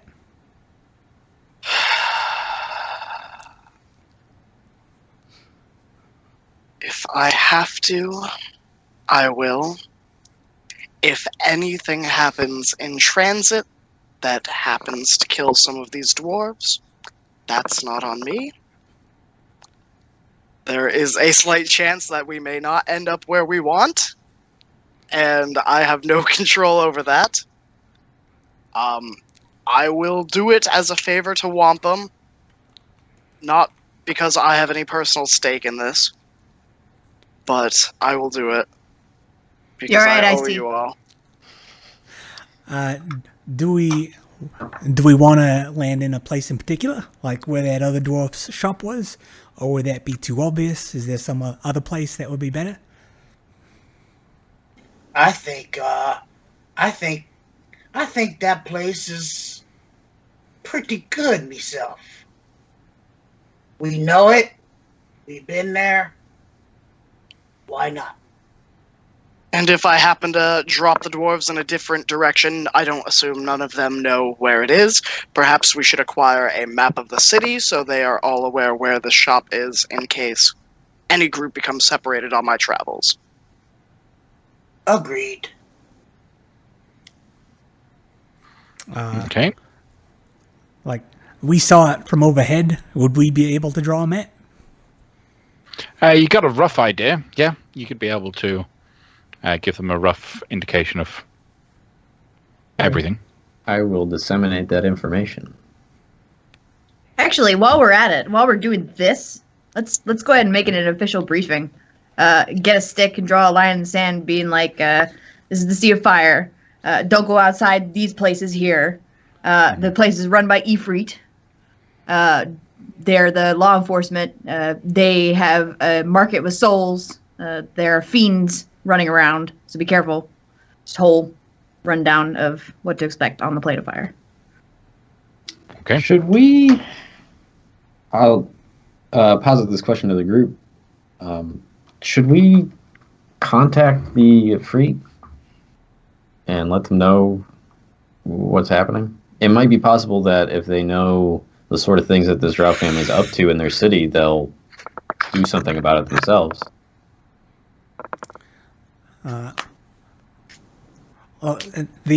When I was scrying on the complex, they looked like they were pretty well off, like they were wealthy types. And my understanding of how things work is the wealthy folks get handled with preferential treatment. I don't know if it's different for the Epeats, but As powerful as this house be, I'd be thinking that they be controlling more than just a compound.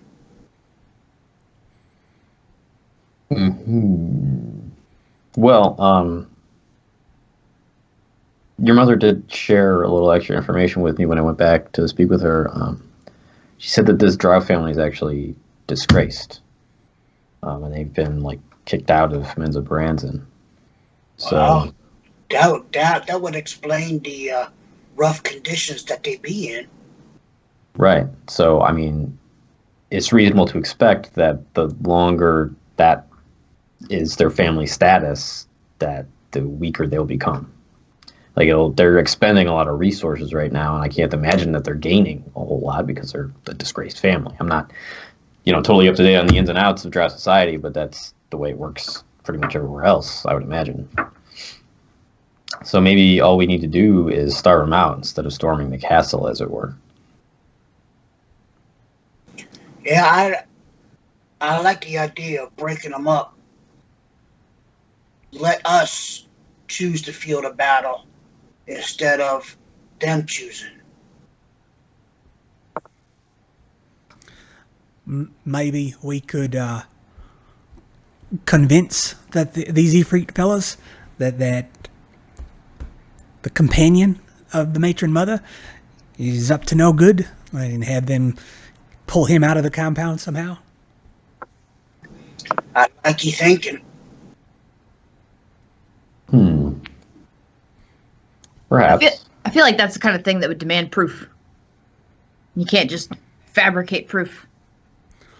Or can't we? We won't. Montage. Build a big wooden spider. We do still have a body, and I can animate it and have it speak with one of the Ifrit, and they'd be free to ask it any questions they would like. And I imagine that they would be that the Drow would be somewhat deferential to the Ifrit, whereas they probably wouldn't be toward us.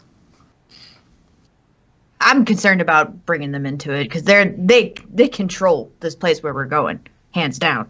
Right, so if we teleport a small army in there and start a huge scale battle in the middle of their city where they're trying to do a lot of business, they might feel the need to get involved in a violent way. Which That's was true. my point earlier when I brought it up.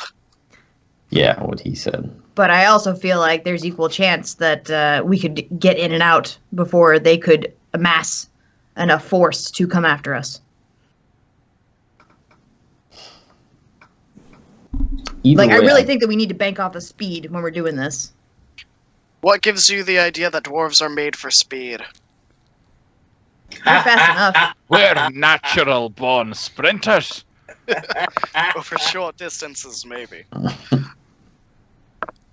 I'm hesitant to make enemies of the Ifrit. I think that talking to them will make them enemies because we do not have the kinds of things that they would want that they are getting from the enemy. We don't have any leverage. Maybe if we convince these fellows who are in charge of the city of Brass that the operations of the Drow are drawing unsavory attention to their city, and then I was like, and you know what? We're sharing that information with you, and we'll go one further. We'll also take care of the problem for you. I like it. That's a good angle. Aye. That sounds right. Yeah.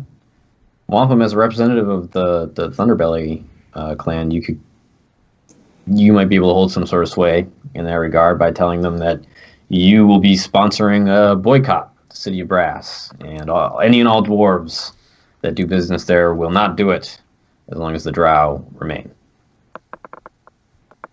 Might help. If they're mercantilely motivated. Mm-hmm. Yes. So it might be a good idea for just the core group of us to go over there and talk to the Ifrit first. And leave these Or- guys here? We could bring them along and... We gotta, because the Drow know where they are now. Sure. I mean, if they were to... yeah, they can't stay in the city. They're not allowed to be in the city. Sure. No, that's fine. It'd be nice to have them on hand. It's just I'm concerned about them kind of running off and doing whatever they want. And I think there will be enough in the immediate vicinity to keep them occupied until we come back. They have a forge there that's unmanned. And perhaps they could fortify it a bit as a compound in case we have to bring any injured dwarves there to be taken care of. And we'll follow the orders of our leader. We're not going to go running about in a new place. Wampum tells us to stay. We'll stay. sure, I'm just concerned about that because Wampum, in the time that I've known him, has shown propensity toward action and not words. But if you guys think you can stay in control of yourselves for a while, that'd be great. Now you know what I'd be putting up with this elf con this whole time. Wampum, you're great. I love you. you started a lot of fights that didn't necessarily need to be started, and some of us have died. Okay, me among them, and it's a rough experience. You haven't gone through it yet yourself, I assume, so you wouldn't know, but it kind of sucks. So, what you saying then? I think he's saying. Just That chill, maybe? This battle, it be no chilling. Not once it starts, but before it happens, right? Just, if you and your brethren here can just kind of keep it under wraps until we're ready to move, that would be great. Alright, for this one time, Thank you. I'd be following what you say. Somewhere in a dwarven compound, Festin is shaking his fist. No! No! Never! So, you're going to take all of the dwarves with you to the city of Brass, where you can then have them hide out in and around the old forge before charging the drow compound, or well, rather dealing with the Efreet first and then charging the dwarven compound. Now, Taslin, if you're going to be using the Amulet of the Plains, I'm going to take 30 minutes to cast water breathing on every single group of dwarves. And, just in case. Crossing my I's and dotting my T's. Okay. So, I've laid out everyone in groups of 8, and you are welcome to take any and all groups with you you wish. In essence, you're going to have to make intelligence checks. Now, remember, this is just D20 plus 5. Not anything more than that. Right. And you're going to have to take, because you're going to have to go there and then back. Yeah, it's going to be a lot of checks. 1, 2, 3, 4, 5, 6, 7, 8. And then 9 if you'd like to take your zombies with you. Yeah. So, intelligence check for the first group. All right. And I'm assuming you take not abyss. Yeah, I'll take the first group, and that's an 18. Okay, so success. You successfully cast plane shift and send the first group, which includes the party, the majority of the party, into the plane of fire, and they land exactly where you had aimed for them to go. All right, one down. Go back. Intelligence. That would be a 19. All right, you're back. All right. I'll take the first group of dwarves, and I'll have a nice little disclaimer every time I'm going. I'll be like, I'm not to be held responsible for anything that happens. This is unpredictable magic. Don't blame me. Just blame... I don't know who you want to blame. Blame the drow. It's their fault that I have to do this. It's okay. You are an elf. Go ahead and make your intelligence check. And I'll, whenever you're here, teleporting people, I will guidance you before you go. Okay. So, would I have had guidance... It wouldn't have made a difference. Yeah. I mean, we're good on that one already. Yeah, okay. So, yeah. That would be a 12. So go ahead and roll that D4. All right. I don't know. Will it make a difference, or? 16. That's a 4. Hey. That's a success. All right. So you take the next group over to the plane. And then are you casting guidance again to take him back? No, because I didn't go with him, did I? Or no, you're not going with him. So he's now so he has now taken our group to the plane of brass, to the plane of fire. Right. Okay, so he's there with you. You can cast guidance on him once more before he tries again, right? As long as I'm with him, yeah. Yeah. Okay, so you cast again. You've now got to go back. Roll another intelligence check. 20. Okay, so you'll get back. You still have guidance. All right. All right, that's a 9, and then I'll use my guidance. 10, 11, 12. Okay. So that's going to be a failure, and you're going to have to roll a D100. On a 1 to 60, you travel to a random location on the plane you named. On a 61 to 100, you travel to a randomly determined plane of existence. That's a 75. I knew this would happen. He goes to the plane of water. Yeah, just everything as I assumed it would have. We're going to find out next week where he ends up going. Okay. Thanks for joining us tonight, guys. I hope you had as much fun as we did. A reminder, check us out every week. We're here doing this. We rebroadcast this episode on Mondays. Yep. And then Tuesday evening, we will have our World of Horror, which will then be rebroadcast on Fridays. You got it. Right? Yes. See, I'm up to speed. Running it all. So, yeah, check us out. Follow us here. If you happen to be a lucky individual with a Twitch Prime subscription and you're not using it, go ahead and subscribe to us. It helps us out a lot. Subscribe on YouTube and follow us on Twitter. We're going to have some fun. All right? Thank you very much. Good night. Thanks for coming, everybody.